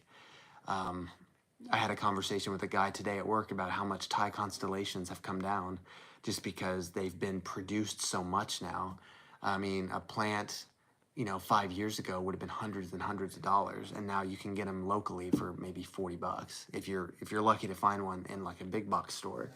That's actually where I got mine, which I don't know where it is. Actually, I think I just saw it. Oh,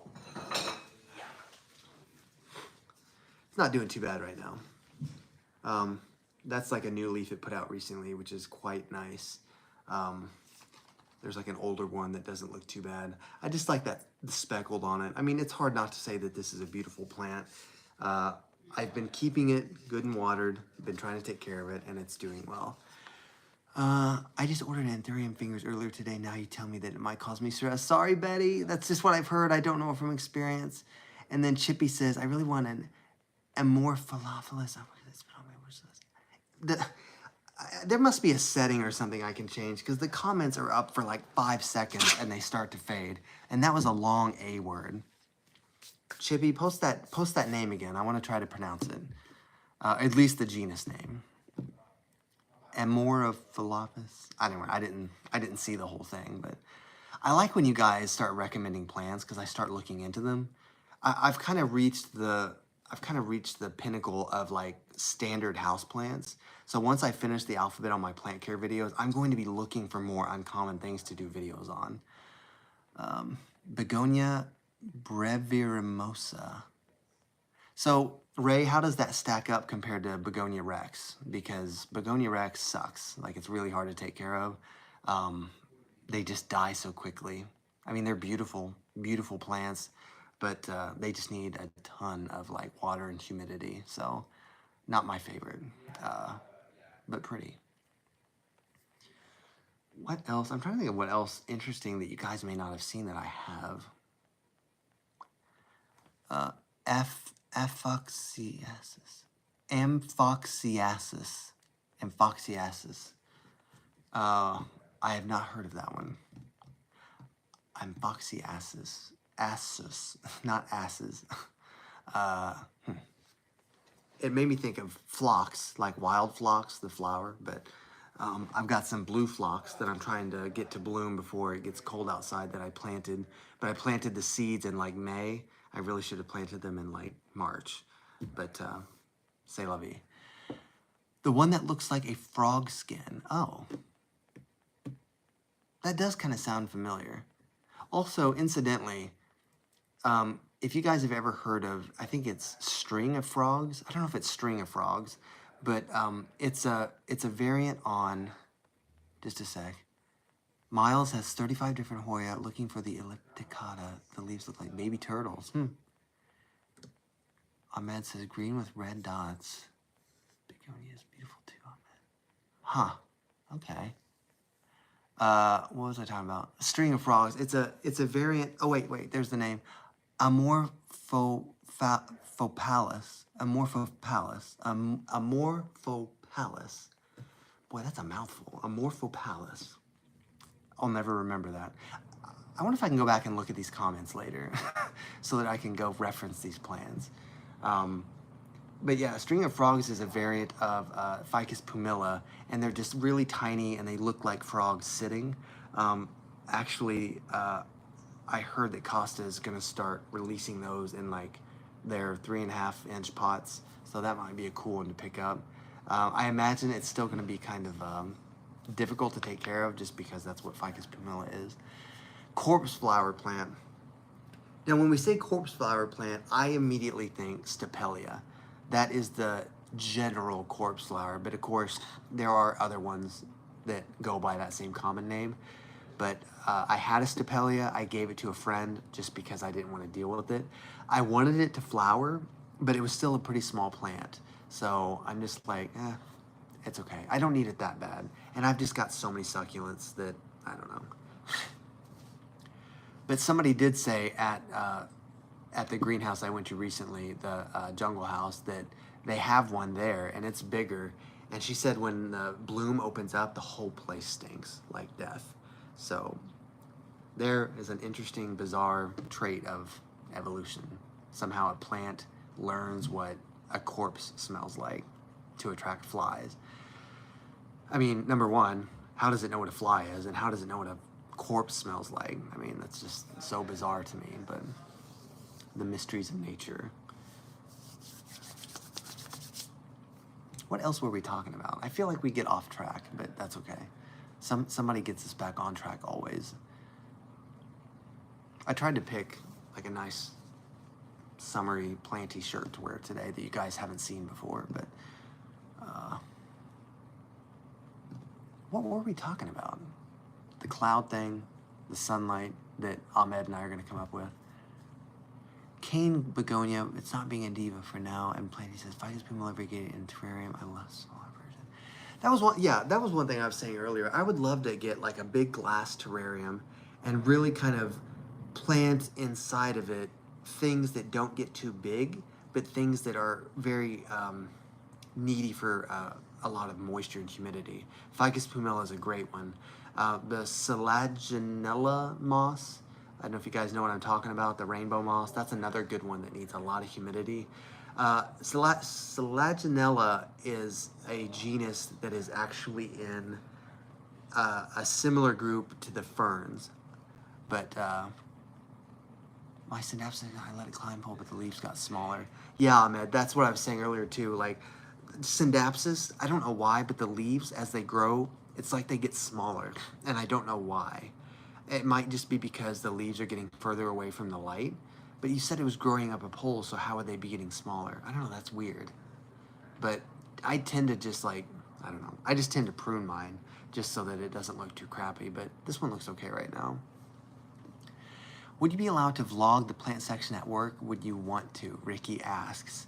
Yes, that's actually on my list. I don't know if I would do it live like this, but I think that I would probably do a video of where I work and kind of show you guys my home away from home. Right now, my plants there are kind of dry and I don't have a ton. I still have a bunch, but I don't have the same variety that I had earlier this season. So I might wait a little bit, but yes, I definitely want to show you guys that. I was actually going to save that as a surprise for later, so you'll see it. Ahmed says, I was hoping it would get bigger. My Addisonii leaves are 2 feet long already. Oh my gosh. Addisonii. I mean, I want not the Addisonii, I want the other one, the Esquilado. Is it Esquilado? We're talking about Monstera, and he's talking about Monstera Addisonii, which is the one that has a lot of variegation, but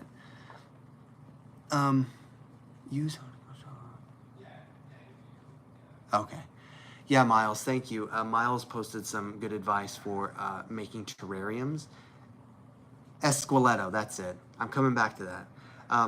I'll do a terrarium video eventually once I make one, but he was talking about making sure that you use pure water and the activated charcoal that prevents kind of bacterial and mold growth and things like that. Making terrariums is definitely one of those arms of plant care, right? It's one of those specialty things that people can get into. And yeah, the Selaginella moss, I was saying, it's in a similar group as the ferns.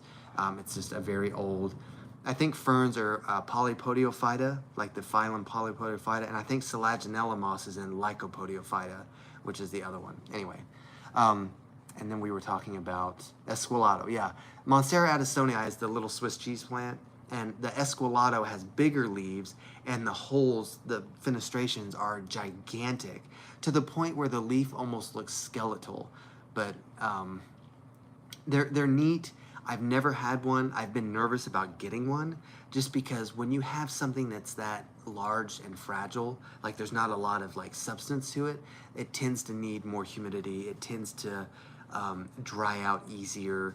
It tends to not grow as well just because there's not as much like land surface area to like photosynthesize with. So I don't know. But I would like, if I find one for a good price, I'd probably get it.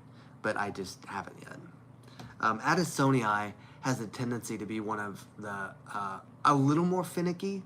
And on the canon of Monstera, Addisonii is not like the easiest Monstera, but it's also not the most difficult. So it's one worth getting if you guys have never gotten it.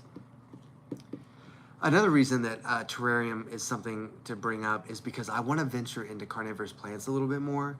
I'm probably not going to do it soon, but it's on my list. Like I've gone down the avenue of aquatic plants, and when I did my aquatic plant video, you know, that I have a decent amount of experience doing that. Ahmed says Peru is the slowest grower. If you're talking about slowest growing, you're right. I mean, at work, I've got a ton of Monstera Perus right now, and they just, I don't know, they get kind of leggy too. But yeah, I know a good amount about aquatic plant care, but I want to learn more about carnivorous plants. I mean, I know about them, but I'm talking like practical hands-on care and like taking care of a terrarium, like getting that down so that we can talk about it together, so that I can make a video and you guys can maybe say, you know what, I'm gonna go buy me a Nepenthes and I'm gonna see if I can keep it alive. Nepenthes is the pitcher plants, the ones that hang, not the ones that grow out of the ground directly. That's Sarracenia. But yeah, I don't know. Don't bother with Venus flytraps; they're so hard to take care of. But I've heard that Nepenthes is decent. That was a mouthful. Well, what's another branch of like specific plants that people get into? Orchids. You know, there's those orchid experts that have a ton of orchids. Ricky says, I just moved my pothos to a 10-gallon tank, purchased the charcoal, and was advised to add a decorative layer. Now I want the watering. Oh, yeah. And Betty says, when my Peru was in soil, it grew very slowly, but once it began to grow hydroponically, it took off. Didn't know that. And your biggest plant supplier is 50% fail rate for rooting them. Biggest plant supplier? Who's the biggest plant supplier, Ahmed? Like, are you talking about in like the U.S.? And for those of you who are kind of part of the, kind of the family on here that we've kind of created together, Ms. Betty is very into hydroponics. So if anybody ever has any questions about growing things hydroponically or what you can grow hydroponically, shoot her a comment on one of my videos and she will help you out because she is the hydroponic master. Well, Ahmed, we were talking about Costa Farms. I don't know if they're the largest, but they're the ones that ship us our Monstera Perus, and they're usually pretty good. I mean, they're usually pretty quality plants as long as they've been shipped and handled in a timely manner, which is not always the case. But Miles was just talking about orchids. That reminds me, I've got one more plant that I want to show you guys. I will grab it in just a second. But yeah, those Perus. I love the Monstera Peru. I don't have one. I'm waiting until I can find one that's maybe a little bigger, but yeah. Chippy says, I'm obsessed with Syngonium right now. So many different varieties and lots of color. A lot easy to prop. Ahmed, what did they say about them on the documentary? I'm curious. And Syngoniums are a great plant. Syngoniums are easy to take care of.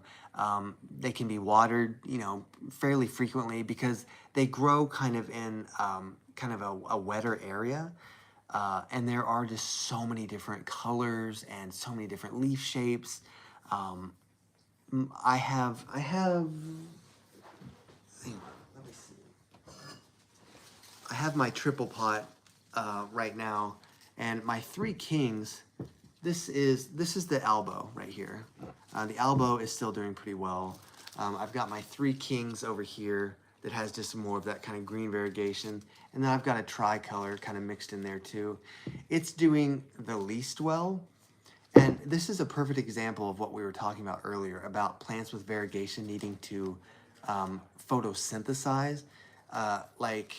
Did I say needing variegation? No, plants that have variegation needing more light to photosynthesize because all of this pink is not doing this plant any good. But the ones that have more green in them are like better. Oop. Saying that Peru had 50% fail rate for rooting for them. Oh. Oh, I see what you're saying. Yeah. There are definitely certain plants that do not root very well. Like the Sangoniums, or not Sangoniums, the Syndapsis. I've had a hard time trying to water prop them just because they just don't take.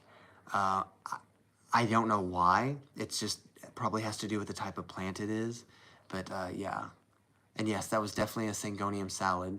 I feel like I missed a comment. I have another one. If you're into Sangoniums, I have one that's a little more unique. Let's see. I do have this, the Ice Frost Sangonium that has the leaves that come in kind of that white, kind of a lighter green frosty color, and they kind of get dark. Ooh, that is dry. Oh my gosh. But yeah, ooh, excuse me, trying to, what is your water pH? My water pH, I will get to that. But yeah, it's doing good. It's got a lot of new growth on it. This is Sangonium etherophyllum, I think is the species. If you just look up ice frost Sangonium, you'll find it. But I don't know, it's pretty cool. It's doing pretty well. And like I said, Sangoniums do water propagate really easily. So if you like Sangoniums, it's a good plant. My water pH is more on the basic side because I have reverse osmosis. So it is not acidic at all, and it doesn't have the stuff in it. But for propagation, well, I use citric acid because I have hard water. Oh, okay. I didn't know you could use citric acid actually. Huh. Like when I did have hard water, I used like a dechlorinator, like a fish dechlorinator. I feel like that helped. You can also just let your water sit out for like 24 hours to let some of that chlorine evaporate out of the water if you have really bad water. And of course, there are certain plants you don't want to water with hard water. Most of your prayer plants don't really like hard water. That's when they tend to get those brown edges. If you see them like that in greenhouses, it's because they're watering them with hard water. Oh, okay. But do plants want it more acidic or more basic? I think it depends on the plant. Like I know that African violets like more acidic. Plants like 6.5. My tap is 8. Distilled comes in 6 to 6.5. Oh, okay. See, I didn't know that. I knew that some plants liked it a little more acidic, but I wasn't sure. Like I thought tomato plants liked pretty acidic water too, but I could be wrong. Or acidic soil, I should say. For those who may not know what we're talking about, like the acid-base scale is like how acidic or basic like water is, and you know, I purchased a Brita water pitcher. That's good. Water pitchers are good. Things that are more on the acidic side would be like tomatoes, lemons. You know, your stomach acid has like a pH of 1. Like it gets really corrosive, right? You know, humans tend to need like 7. They need it right in the middle. It's about the calcium. They can uptake the soil if the water's too hard. They can't take the calcium, which is around transfer water around the plant. Yeah, Miles. Yeah. Yeah, that's kind of, and like, it's not only just about like the calcium aspect. It's, you know, things like carnivorous plants are so sensitive to those minerals, not just the calcium, but like the chlorine and the, you know, different things, because like carnivorous plants grow in really nutrient poor soil where they don't get those kind of exposure to fertilizers, to the minerals that we keep in our tap water.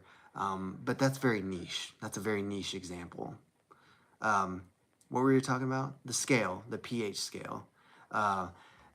Things that are more basic, like most foods are not basic, right? Foods are more acidic, but our bodies like basic. Like you see that high alkaline water, like that 8, 9 water. It's good because like an acidic, Miles says that more acidic water also prevents root rot from occurring. I didn't know that either.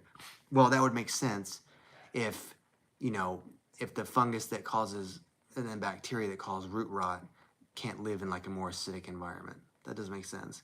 But your body tends to prefer more like of a basic alkaline setting. That's why they have that water that's like higher alkaline. But if you start going too far up the basic side, you know, you get into like 13 and 14, you're getting into like oven cleaner and things that are highly caustic and corrosive. So yeah, living things tend to prefer things more in the middle. What else? What else? I don't think I missed a comment. Wow, we've been at this for almost 2 hours again. Wes was like, you went forever last time. But I'm like, but we're talking. But most plants can adapt. Yeah. I would say that plants are very adaptive. And even with hard water, most plants will adapt to that. You may need to flush the soil every now and then, where you just like let the water run through to kind of wash out the excess salts, especially with palms. Palms are something that need to be flushed out just because they tend to be more affected by salt buildup.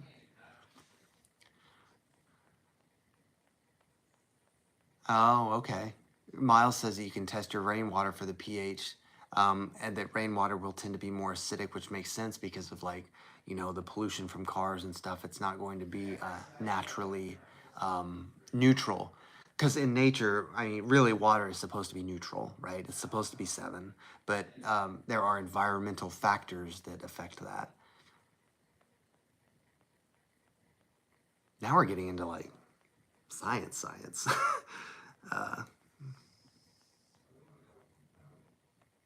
For those of us who have acid reflux, we have to watch, you know, things that are too acidic because it affects our stomachs. That's why I have to use CO2 for my aquariums. Yeah, and CO2 for aquariums, I don't supplement CO2, but it's because I only have like 2 or 3 plants in my aquarium right now, and they're like the hardier plants, like the Anubias and the what was the other one that's in there? Echinodorus. I think that's the other one that's in there. But in aquariums, it's an enclosed environment. So just like a potted plant, it's not going to get the natural nutrients and substances that it would get in nature. So sometimes you have to supplement with like plant fertilizers that are specific for aquariums. You have to supplement CO2 because those plants still need CO2, just like our house plants need CO2, carbon dioxide. But yeah, I just don't because it's such a small tank, and they do just fine. They're growing fine. They're just, my aquarium's in my bathroom because I have room for a double vanity, but there's only one sink. So on the other sink, I have like my little aquarium. It's like 3 or 4 gallons. Actually, it might be 5 gallons. And I still have my fish. If anybody watched my aquatic plant video last year that has Sunny in it, my little yellow fish, he's still alive. So, yeah, betta fish are really cool fish. If you guys ever want to get a fish, get a betta. Without CO2, my aquarium would be at 8.5. So is there something, Ahmed, is there something that's causing your aquarium to be more basic? Like, do you have fish in there that are maybe causing that, or maybe like excess light or something that, give us your take.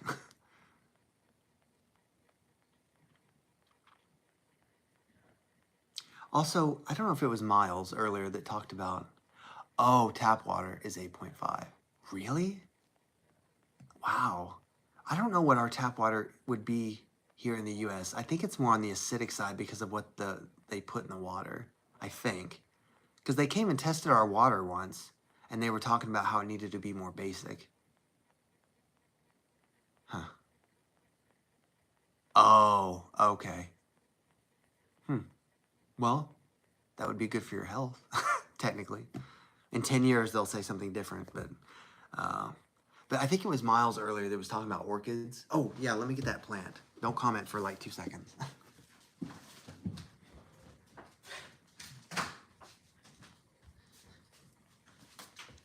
I don't know if I have any orchid aficionados on right now, but this orchid is well, it needs to be cut a little bit, but this is a terrestrial orchid.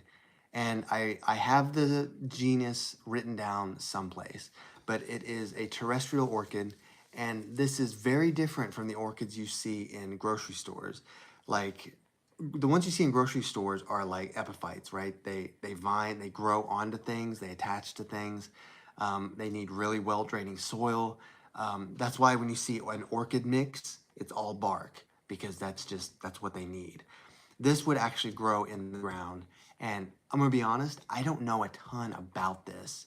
It was only like 15 bucks, and I knew it was really different, and I thought this would make a good video, but oh yeah, I don't know anything about it. So I'm trying to learn more about it. Is that what it is? Is it a jewel orchid? That might actually be the common name. Ahmed says that it's a jewel orchid, possibly. So I don't know what the flower is going to look like. I know that it looks like, I don't know, more or less like exotic grass right now, but that's fine. But yeah, there's not much to it, really. No, but it's terrestrial too. Okay, so this is not a jewel orchid, but jewel orchids are also terrestrial.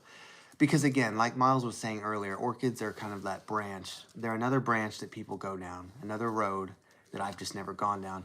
I'm just not interested in orchids necessarily. I mean, I think they're pretty, right? They just take a specific kind of care.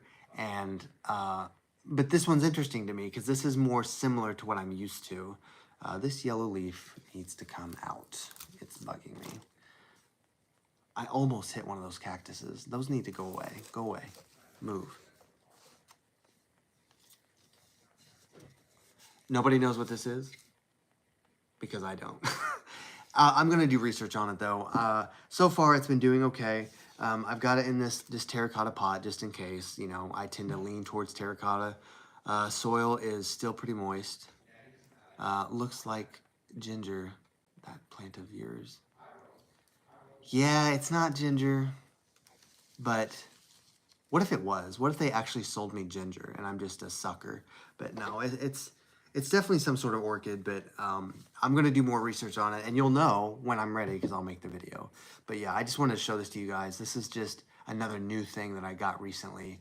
But yeah, I am so out of room. That's okay, though. I still haven't done my plant tour video. I keep saying we're going to do that, but then I bring more plants in, and I'm like, oh, crap. Like, and I'm going to have to put that video off a little bit longer. But, yeah. Also, it's going to be a long video. I've got 80 plants I want to talk about, but I'm trying not to look away from the screen for too long in case you guys say something. What is this? What is this right here? Oh, that's my African violets, because there's 3 of them in here, if you guys watched the video. I did water it with that fertilizer. No good news yet, but it's only been a week, so I don't expect anything to happen just yet. But I don't know. I'm impressed that the leaves still look as good as they do. There's that, I guess, but... Oh. Frick, it's kind of heavy. There. Well, did you guys have anything else that you wanted me to ruminate on a little bit or talk about? We're about to hit 2 hours, so we might sit for a couple more minutes and then maybe call it good. I work in the morning at 7, which sucks. I'm trying to get my work scheduled to where I can start going in at 9s when I work in the morning, because 7 is just too early. I hate going to bed early. So... yeah, I don't know, that sucks. Ahmed asked if I've grown anything from seed. Honestly, I have not. Other than, you know, the sunflowers. And I did, like I said, I did do the squash that one time. But I tend to not grow houseplants from seed. There, the casing came off. Just because it takes so long, and plants are so fragile when they are in that beginning stage of like right after germination. I do have a packet of random cacti seeds that I kind of want to start working on, but yeah, I haven't done it very much. Like, I would do edible stuff from seeds, like maybe like some seasonings and stuff. I think I actually have a seasoning kit that I got on clearance back here, but yeah, I just haven't done that much. And yeah, Ricky, somebody did suggest separating them. I'm not going to separate them yet. I might leave them together over the winter. just so that I don't have like 3 separate plants to take care of during the winter. But I think next spring, if they're still doing well and they've gotten bigger, I might separate them. But I kind of want to see if they flower first. It'd be cool if they all 3 flowered because they're 3 different colors. There's like a wine colored one, a purple one, and I think a white one, or maybe it's pink. I don't remember. But I do have. Oh, there that went. Does the bloom have a fragrance? Not really. Not really. African violets don't really smell. They look really pretty. And I've noticed that where some flowers are just more showy than they are fragrant. And the ones that are not very showy tend to be more fragrant. That's not always the case, but I'm just thinking about like a jasmine flower, how it's just kind of a little tiny white flower that you maybe wouldn't look twice at, but it's so fragrant. I mean, it's just such a gorgeous smell. But this is the little garden thing I got. It's a little culinary garden. What's it have in it? Basil, cilantro, and chives. I mean, all plants, right? So I'm gonna try to make this happen. I was just doing the sunflowers first, just why not? I grabbed a couple of other ones too, actually. Ahmed says he killed his jasmine too. Don't feel bad. Jasmines are not easy to take care of, especially if you're taking care of them inside. They tend to need a lot of water, and they are also prone to pests. So it's just one of those things. That's why I didn't do a video on it. But I also picked up a couple of other random ones. A California palm, which I don't even know what species this is going to be, and philodendron, which based on the shape is bipinnatifilum or whatever, and that's actually not even a philodendron anymore. That is the matophyllum. So false representation. No, but yeah, I don't know. These are going to be grown from seed, so I'll just kind of see what happens. Maybe they'll get really big. Maybe they'll die. We'll see. But there's a satisfaction in growing things from seeds. You know, you get the luxury of seeing it from the beginning and seeing it get bigger and bigger and bigger. But yeah, thanks, Miles. Thanks for showing up. We're getting ready to wrap it up anyway. Like I said, it's getting late. I do kind of got to get to work, you know, in the morning. So thanks for stopping by. Hope you can make the next one. Hope I start seeing you more on the videos too. The Cali palm is a Mexican palm. Really? Okay. Well, I think that progress pics would definitely be good. Like, I can maybe do it like once a week, take a picture, and eventually I'll have like enough that we can do like a compilation video if they actually grow, if they don't expire in my care. But yeah, I don't know. Yeah. Oh man, you guys, I don't want to work in the morning. You can't make me. No, I need to work so I can have more money to buy plants, right? But yeah, I think we're gonna wrap it up. Thank you guys so much for stopping by. I love doing these. These are so much fun. I don't intend for them to go 2 hours, but like, I don't know, you guys get to talking and we get to having a conversation. It's like, I don't want to stop in the middle of it. But I'll probably start trying to do these a little more frequently so that I can see more people, and maybe we'll just do it for like an hour, you know. But right now I'm still just enjoying doing it for the first time. It's a lot of fun. My gardener grew something from 80-year-old seeds. That is old. Those are old seeds. That gives me hope that the seeds I still have might still germinate. Yeah, thanks, Ricky. Thanks for stopping by. I don't know if some of you are still here. Thank you, Mandy and Miss Betty and Hunter and Carlos and Amy. I don't know if you guys are still watching. Thank you guys for coming and supporting me. Yes, Chippy, thank you. Oh, Mandy is still here. Oh, before I go, let me show you guys one more thing.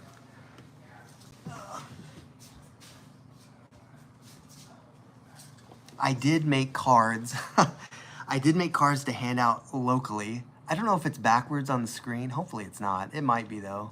Anyway, then I'm gonna try to get some more support for the channel, which I know is kind of silly, but hey, originally I made the channel to help people locally, right? It just sort of turned into this thing where I talk to more people internationally now, which is fine. But yeah, so hopefully we can grow our family a little bit more. But I love you guys. I really do. I say it in every video because I mean it. Like, you guys are the reason I do this. Like, I can talk plants with myself, right? But I love our little family. And I love that there are just so many people that are here consistently that, I don't know, it's cool. It means a lot to me that you guys are here. There are so many people who do plant channels and stuff. So it's nice that you guys support me. Good night, Miss Betty. Thank you again for stopping by. Go water your hydroponics. I actually did spill my succulent, or my prop station. It broke when I touched it, so I'll have to clean that up before I go to bed. What a piece of crap. That's what I get for buying that piece of crap. But anyway, okay. Thank you guys. I will get a video out. What is today? Sunday? Waiting for the afro next video. Listen, it's not long enough to grow an afro yet. I probably will curl it again. I'm not gonna lie. I probably will do that. But I'm gonna wait until like October. Like right now, it's still just kind of growing back. But I don't know. I just like doing different things, right? It's fun just to. I've got hair. I might as well mess with it. But I don't know. It looks pretty good right now, right? I could be on the beach someplace in this shirt. But yeah, I'm going to get another video out either tomorrow or Tuesday, and I'm going to keep working on those plant care videos, and I'm going to try to do a different video soon, like this Friday, like a science video or something. I know I haven't been putting those out as regularly as I promised, but hopefully I'm still keeping you guys a little bit entertained. But yeah, thank you guys so much, and until the next one, I will see you very soon. Thank you.